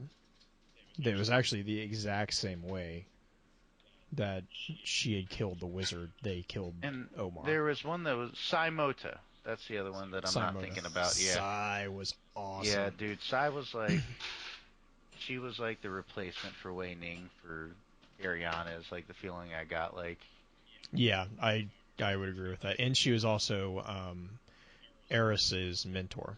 yeah, like Saimota was a pretty awesome once again hunter. So you had what, three hunters, two warlocks, and a titan, and Yeah, that's not a great combination. no, I mean I like to take two and two into a raid, but that's just me personally. And I want to say I'm looking for it right now. It's actually the mark of the hidden. I want to say it is Mm-hmm. where it says that Veltarlo fell to Varric and her thrall for the last time. Well, it said the mark of the hidden says, and with the lone strength of the Titan Veltarlo, we felt invincible. Okay, which just also goes to show how Well, there was only one. I'm trying to look. yeah, he was. It was the mark of no, but I do love the mark of the spawn for Vel. Yeah. It's not an acolyte's loincloth. It's the spoils of war. You know, it's like, yeah, this is mine. This is my trophy. I'm totally taking this. This is mine now.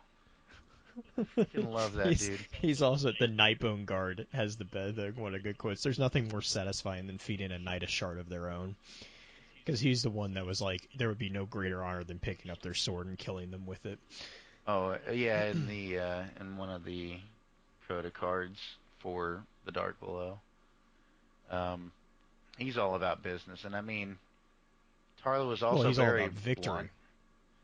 You Right. He know, was all about victory, not vengeance. That was his. He and Ariana got in arguments about that too. It seemed. well, one of the things I loved between him and Ariana was the exchange when she tried to call the Blades of Crota just knights, and Oh he's God, yeah. like, "That's like calling you a tin can," and you can tell she gets She could just offended. tell she. Yeah, I know. I was about to say she could tell she's just like so offended by it. He's like, "Oh my point is, no, they're not just knights. You know, just like you're not just a tin can. You're Ariana. These guys, they're something special." Which I think that's actually the same card that we're talking about, Blue. Um, even though I'm not on it right now, I just remember it because I'm looking for it. I'm looking for it right now. which we do have Oh, the where'd Tarlo it go? mark, which once again Mm-hmm. shows how much they depended on his strength. Says the stalwart heart of the team. May his light find its rest. And I'm looking for because I can't remember. I know there is a piece of armor that talks about Well, I'm Varrock not and her seeing an. thrall taking. Oh, it's the cloak of the Dusktorn. That's what it is. No, Oh, that's Simota. That's a cloak. So it's the mark of the Dusktorn. find it. If you find it before me, Blue, feel free to shoot off. I'm looking for the.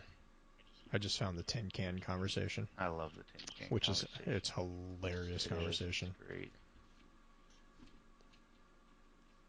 Because I'm not finding it right offhand. You said the dust storm? Yeah, Let's see what we got. dust torn mark.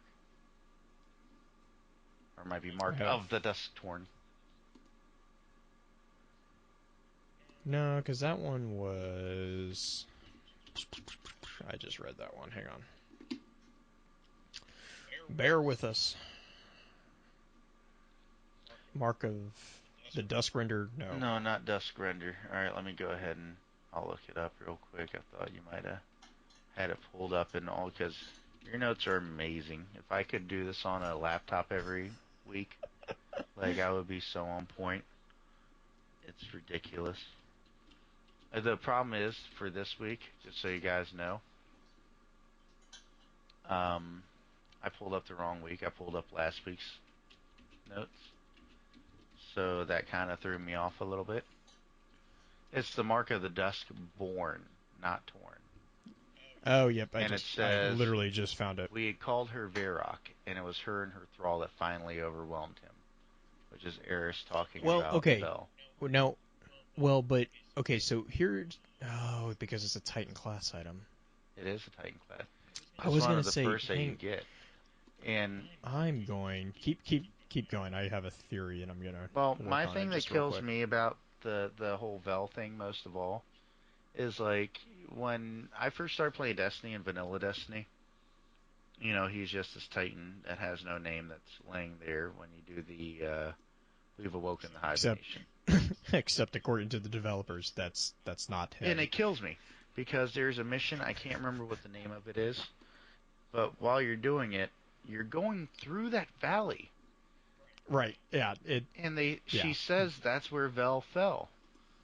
So, I mean, I thought at that point that the Bungie developers had finally said, oh, look at how everybody wants to know who he is. Let's give this guy a background story. And then Luke Smith, in under like 10 seconds or 5 seconds, was just like, no, you're wrong. That's somebody else. Kind of got me, but it is what it is. So,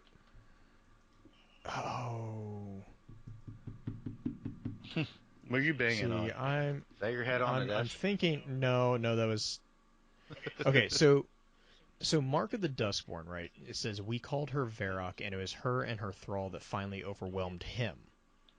Well, Omar, in Heart of Crota, says it is her blood that feeds their fury. I thought Omar dead until I heard his screams. I followed them down to the darkest night of the caverns below. What I saw, what I witnessed, all we fear. Or what I saw, I witnessed all we fear. The villainy of the hive on full display. Among a sea of cocoons and surrounded by thousands of more freshly spawned hordes, the heart held Omar's broken body in a vice of bone and pain. She was peeling the light from his body. How, I can't imagine, and I have tried. Tendrils of luminance tore away like flesh. With every strand, Omar's scream cut the dark and was met with a chittering chorus from the unborn. I can't say if they are feeding off the light itself or the pain, but my guess is both. Somehow both. I almost want to say that the Duskborn is actually talking about Omar. Which one was that again? The Mark of the Duskborn? I want to say that the person that got overwhelmed in the Duskborn was actually Omar. No, because there's the Cloak of the Duskborn, which, I mean, says, I'll remember the light, will it remember me? And that's actually that's a from quote Sai. from Sai Mota. Interesting. Right, because that was when she busted out blade dancing with the bones of the hive. Oh, you're gonna make me dig into this now, aren't you, Blue? I'm just saying, I think the Duskborn is actually a comment about Omar, not Vel, because we know Vel was killed by Alakal from the... we don't know that. That's... Darkblade. The Darkblade helm. It's assumed. It is assumed is what it is. Well, okay, it is assumed, but there is a clearer assumption on that than there is that says that the Duskborn is about Vel. Yeah, I mean, because the Darkblade helm... it doesn't have Vel. What it says is, Alakul, the Darkblade, is laid low. and thus Mhm. Veltarlo is avenged. Which I want to say was Dragon. I can't remember who Right. brought it up in the chat Yeah. that they could have been lovers or something. Um, Well, no, Alec Hall was lovers with Varrock. yeah, with I Varrock. think. I think it was Varrock. I think it was Varrock. Which I mean that would I guess kind of tie. Hang on, hang on. See, now we're gonna take a tangent dive. Yeah, absolutely. We're gonna have to do it now, because I mean we do have for the Sunless Cell Strike sealing the blade mission. It does say the wardens you seek are famous devourers of the light. Each has its own heinous preference. Together they guard the Sunless Cell where Alakul, the Dark Blade, languishes. And there's another thing that I wanted to point out where um, okay, yeah, it's the Sunless Cell item. Says, move Okay, yeah, I swiftly. was just about to. With the orcs incapacitated, Alakul is the prime candidate to assume the Taken throne. So, Right. I mean, at this point, yeah, orcs is dead, but they pick Alakul over um, Savathun or Zivurath to take the Well, throne. because if you remember, Savathun and Zivurath are missing. We don't know where they are, and they don't know. I mean, Savathun was like the "screw you guys, I'm going home," and jumped into a dark or black hole, and Zivurath was like, "I'm just," or no, yeah, who jumped? Was it? I think it was Savathun jumped into the black hole, and Zivurath was like, "I'm just gonna go over here and make my own space," and like wandered. Like they don't know where the sisters are, right? So they, I Right. mean, technically, the sisters would be quote unquote the. Ah, God, I can't. I think it was an in-game comment. But, anyways, back to Titans. Well, I do Veltarlo want to point out was real quick, killed. because we're on the subject. Let's stick on it. I mean, we got a little bit of time, tiny bit of time. Okay, fair enough. Fair All enough. right. Pens is saying in the chat that Varric was a hive wizard and the consort Okay, so of Varric was the Cool. consort. Okay, okay. So I just I'm thinking that Duskborn. I mean, how did Varrock and her thrall overwhelm Pavel, but us killing Alec Hull avenge him? Right. I mean that to me does not equate, right? Well, and I mean, it does say that on Destinypedia as well. It says Varric was a hive wizard and the consort Yeah. of Alakul. She and her consort were present at the Hellmouth when Ariana 3 led her fire team to assassinate Crota. And Varrock led her spawn in the Who counterattack, overwhelming the Titan Veltarlo. So, right, but who is the Heart of Crota? Does the Heart of Crota have a name? the heart of Crota? Right. Like, That's the wizard that was responsible for the torture of Omar. I want to say that that was actually, Yes, Pins. Pins is asking if we go up to Varrock. I think that's actually the other part of why Luke Smith's denial of that being Vel didn't make a lot of sense. Because if I remember correctly, Varrock is that wizard right there in that room. That's like one of the first no, missions. actually, you know what's interesting? The heart of Crota is the one that they tortured. Oh, no, wait. It says No, for the Heart of no. Crota card, it's not the first and surely is not the last, but until the last heart stops, their hate will spread endlessly across the black. Okay, so it's just a. Well, I knew that. I knew it was a title, but do we know what that wizard's name was? I'm looking at it now. Um, the oh, the wizard that we have to lure out in the refinery in the Cosmodrome. That's who she is. So that's I want to not. say the heart. Oh No, my because gosh. Omnigul is the will of Crota. Yeah, Omnigul is also the. Yeah, that's the She's will. the will, so I'm looking at it now, trying to figure it out. We always do this. We're on a big tangent right now. We are. We've kind of strayed off of Titans a little lot. Well, we're talking about the death of Vel. I want to Which, try to. yeah, I mean that was been a big debate in chat, and I don't think we're gonna find an exact answer. Well, I have heart. and for some reason it brings up the last rites. What was Iriute? Iriute was the Death Singer. There are 3 known Death Singers. There are the 2 Yeah, sisters of Crota, and then Iriute. yeah, they're Ir-Halak and Ir-Anuk. And then there is, like you said, um, Iriute. Which I wonder why those 3 specifically are Death Singers. When we go into that, we need to do one on Hive. Yeah. Oh my gosh. Yeah, we do. Okay. All right. So we don't know. End of the story is Veltarlo was killed by multiple people at different times. Apparently, he was a fork. So apparently, there's 225 of him still running around somewhere. All right, solved. We got it. We're moving on. One of them is Paean. One of them is Paean, who is also us. We do go against a Varrock Oh. actually, Pens. Yeah, Once again, that during was that the mission, yeah, the that's very why first Luke mission Smith doesn't. on the moon, you'll notice that her name is Varrock, and her name is spelled differently. But at the same time, there's a... Was it Varrock? Hang on. I say Varrock is how I've been pronouncing it.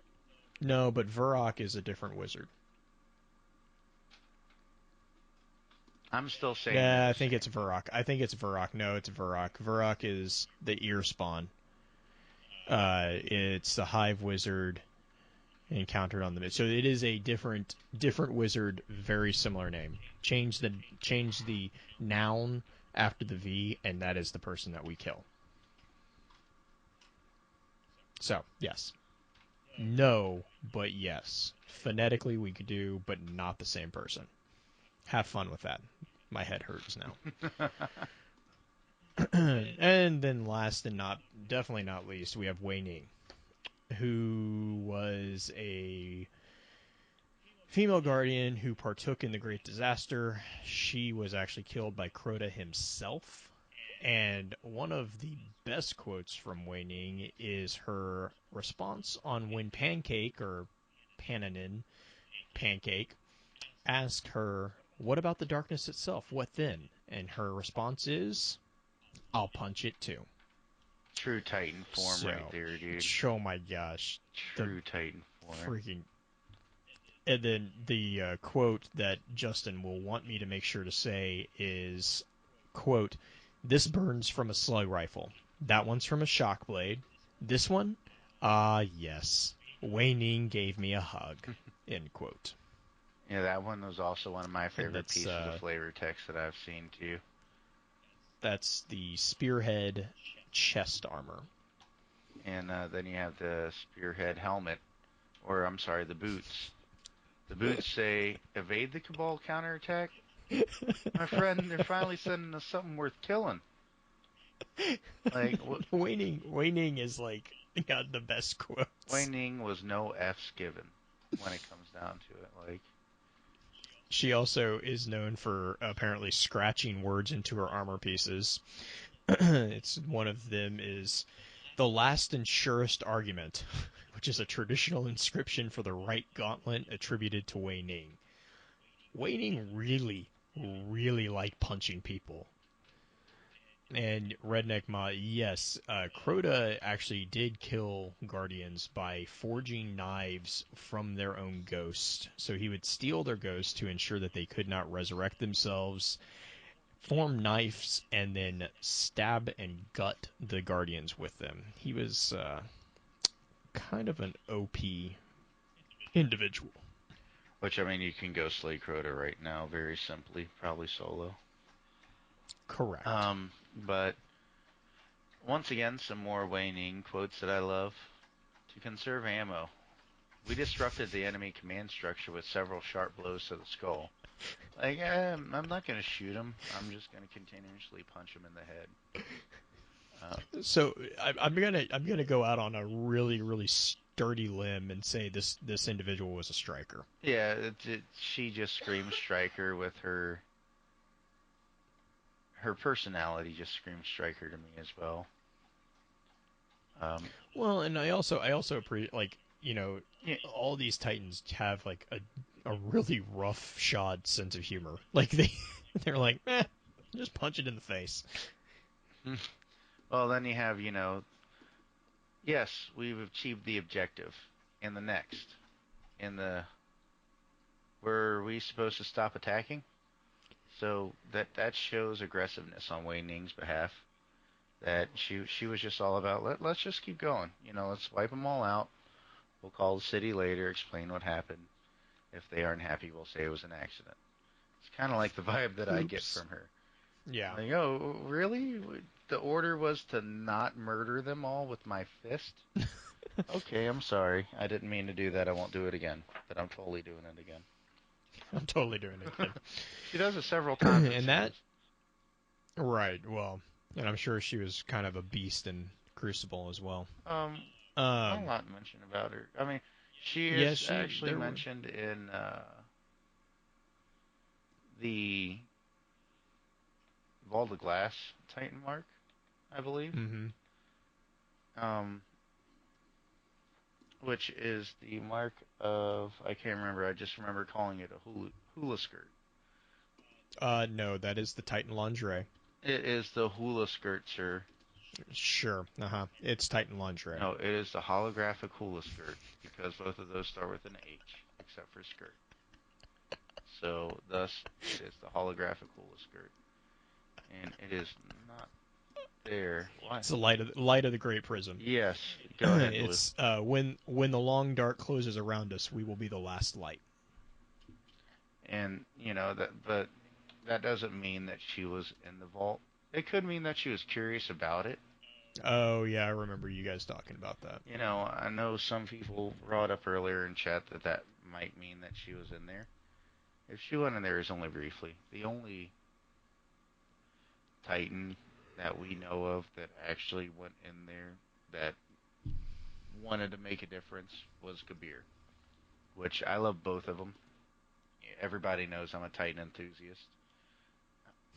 And so, to go off the striker thought, if there's a quest called complete the path, and it's fully upgraded. It's the defender subclass, which is really funny. The quote at the end of it is from Wei Ning, and she says, "Be the wall they always told me. When you're forming the ward, imagine the wall before you. Walk inside it, wrap it around you." That never worked for me. I just get really, really angry, and then the light does the rest. Yeah, I love that too. So, I mean, that almost makes me want to say she might have been a defender, but actually, It seems to me like she tried to be a defender. Oh man, shoot! Because I mean, look at who we have for a vanguard for the Titans right now. We have Zavala, which we were talking about in the chat, was very wall defender oriented. So of course he would try to tell her something like, "Oh, just use the light, protect people," and she's like, "No, I want to go punch things." Well, but we know another defender who had the same approach. Well, yeah, we do. Actually, we know a couple of them.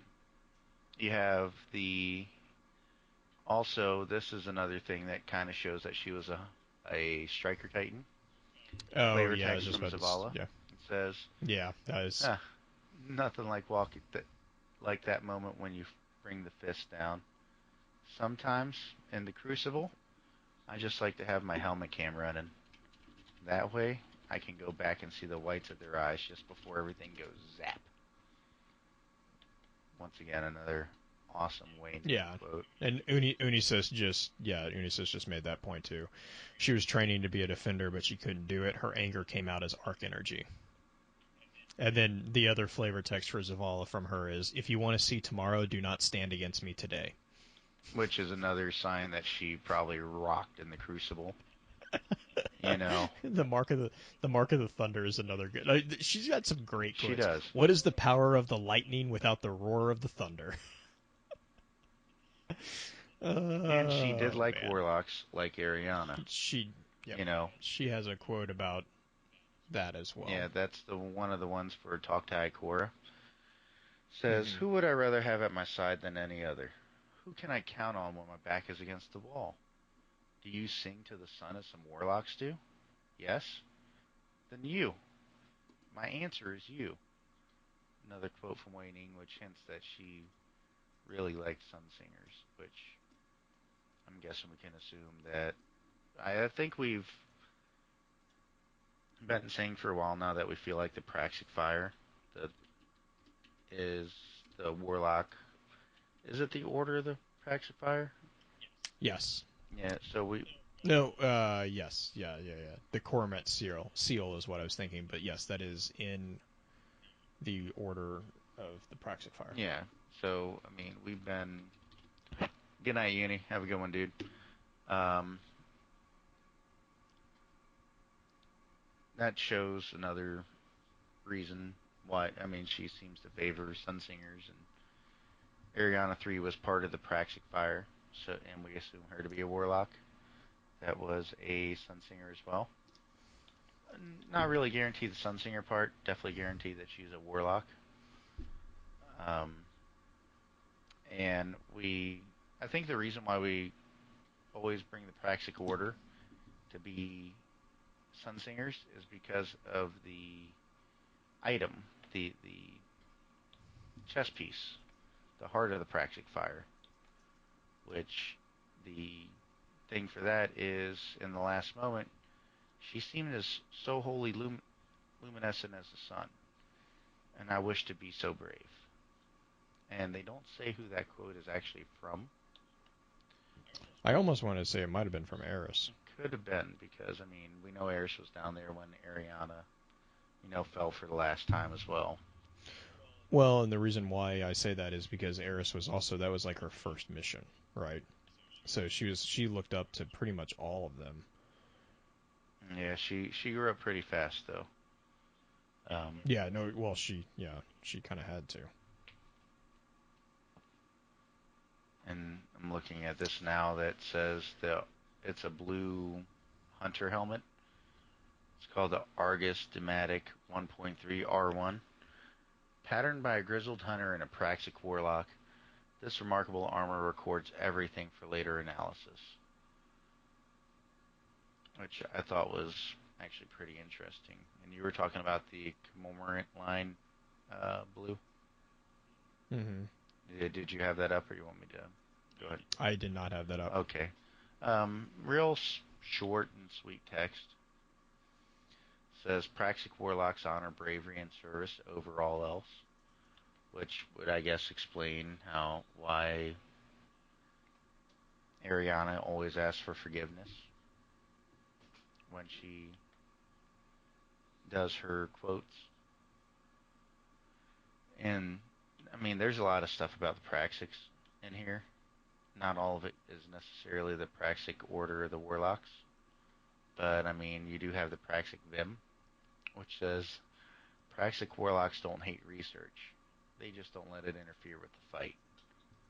Right. Well, and we know that Ariana also was the scrappiest warlock we've ever heard of. She demonstrated that when she started peeling the wizard apart. Yeah, she did not care about getting any more information out of that wizard after those visions that the wizard gave her. Mm-hmm. And then, you have the Born of Sight warlock class item too, which says reality is the most ruthless analysis, which I think says, once again, when you're out here, you're out here. You're going to do what you got to do. Which is, to me personally, more Titan-like than Warlock-like if you're going by the... Well, but she also, I mean, she was at a point where she was no longer detached like a normal... Well, she's all about vengeance, Right. when it comes to Ariana. She wanted vengeance, it seemed like, the most for Wei-Ning, because that's who she talks about probably the most often when she talks about the losses that come from the Great Battle on the Moon, which I can't remember what the exact name of that battle is right now. It's not up there. The Great Disaster? The Great Disaster. Of Mar... I can't remember that one. Either of Luna or of the moon, but either way, Yeah. a lot of Guardians died at that point by Yep. by the hands of Crota himself. But I think the only part of the chat that we did not touch in the 3 hours that we've been going strong is the idea of Shaq's Red Jacks, and that is Pretty awesome. basically the Red Jacks are pretty much repo guys. They go out or repo guardians, I guess technically to be PC. Thank you, Pins. Mar Bream. Gosh, man, I cannot talk anymore. Um, the Red Jacks basically they're kind of the equivalent of the hidden for the Warlock Vanguard for Shax. For the Crucible specifically. Right. And so Red Jacks are pretty much the I don't want to call them janitors, but that's kind of what they are. They're kind of the groundskeepers for the Crucible maps. And the um, construction workers for new Crucible maps. They're the ones that built all the SRL circuits. They are the ones who pretty much every single map that we have that is, quote unquote, in enemy territory, Red Jacks are the ones that I'm assuming are patrolling the area and making sure that the enemies are not going in there. Which the reason why I say that is because on one of the SRL circuits, there was actually a quote about how they purposely let enemies into the circuit. It's the to make it more SRL challenging. Infinite Descent, which there's a quote from Amanda Holiday on there, which says, right. "Be brave and fast, Guardian. Racing is about more than running away." And then it says, "Some might see racing through the heart of Vex territory as foolhardy. When Shax sent the Red Jacks to mark up the SRL track on Venus, however, he ordered them to find a location worthy of the bravest and most skilled of Guardians." So that kind of hints to, he is like, leave some enemies on there. Let's see if they can get past all this. Right. So I mean I think that's the only really big part of the chat that I'm thinking that we did not actually touch. We covered a ton of information. Well, we did spend a good amount of time. We didn't even get into too much of the what do we think, but I did manage to drop my Paean theory in there. Yeah, So I mean, I'm I happy think about we that. kind of built it in. I think we built that in. We had a number of feedback that from our last couple ones that they wanted a little bit more structure. Here's your structure. Here's an extra 60 minutes of why I should not be allowed to be OCD about my show notes, because I will research the crap out of everything. You got any shout outs for us, Willie? You know I have shout outs, brother. Come on now. First shout out, first and foremost, as always, Dad's a Destiny Foxtrot. That's my clan. Helped found it, and um, you know what kept me playing Destiny for so long, which probably got into the lore anyway, but still. Shout out to Justin's son, Gavin Sane, for crushing his belt test. Good job, Gavin. Keep up the good work, bud. I don't think Justin got to throw that one in there, so I wanted to do that for him. Yep. Of course, shout out to ishtar-collective.net. Still my favorite website to go to for lore references. Destinypedia is definitely up there on the list since I've learned how to use it better, though, because they archive the information quite well as well.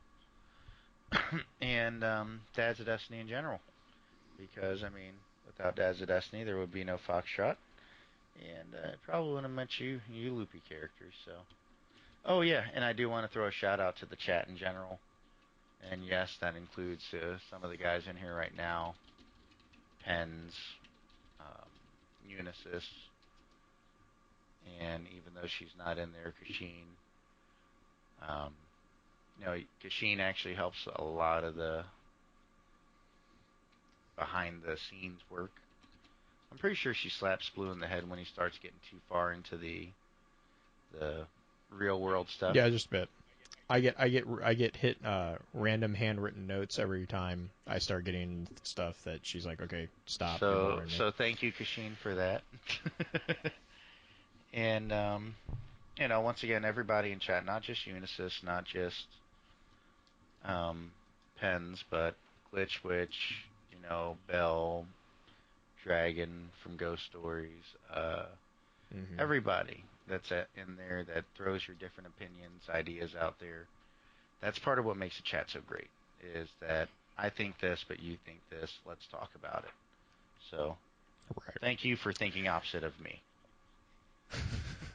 Well, like I said, when you're looking at a connect the dots with no numbers or, 3,001 or three 1,000 piece puzzles, it helps having multiple pieces or multiple perspectives. Exactly.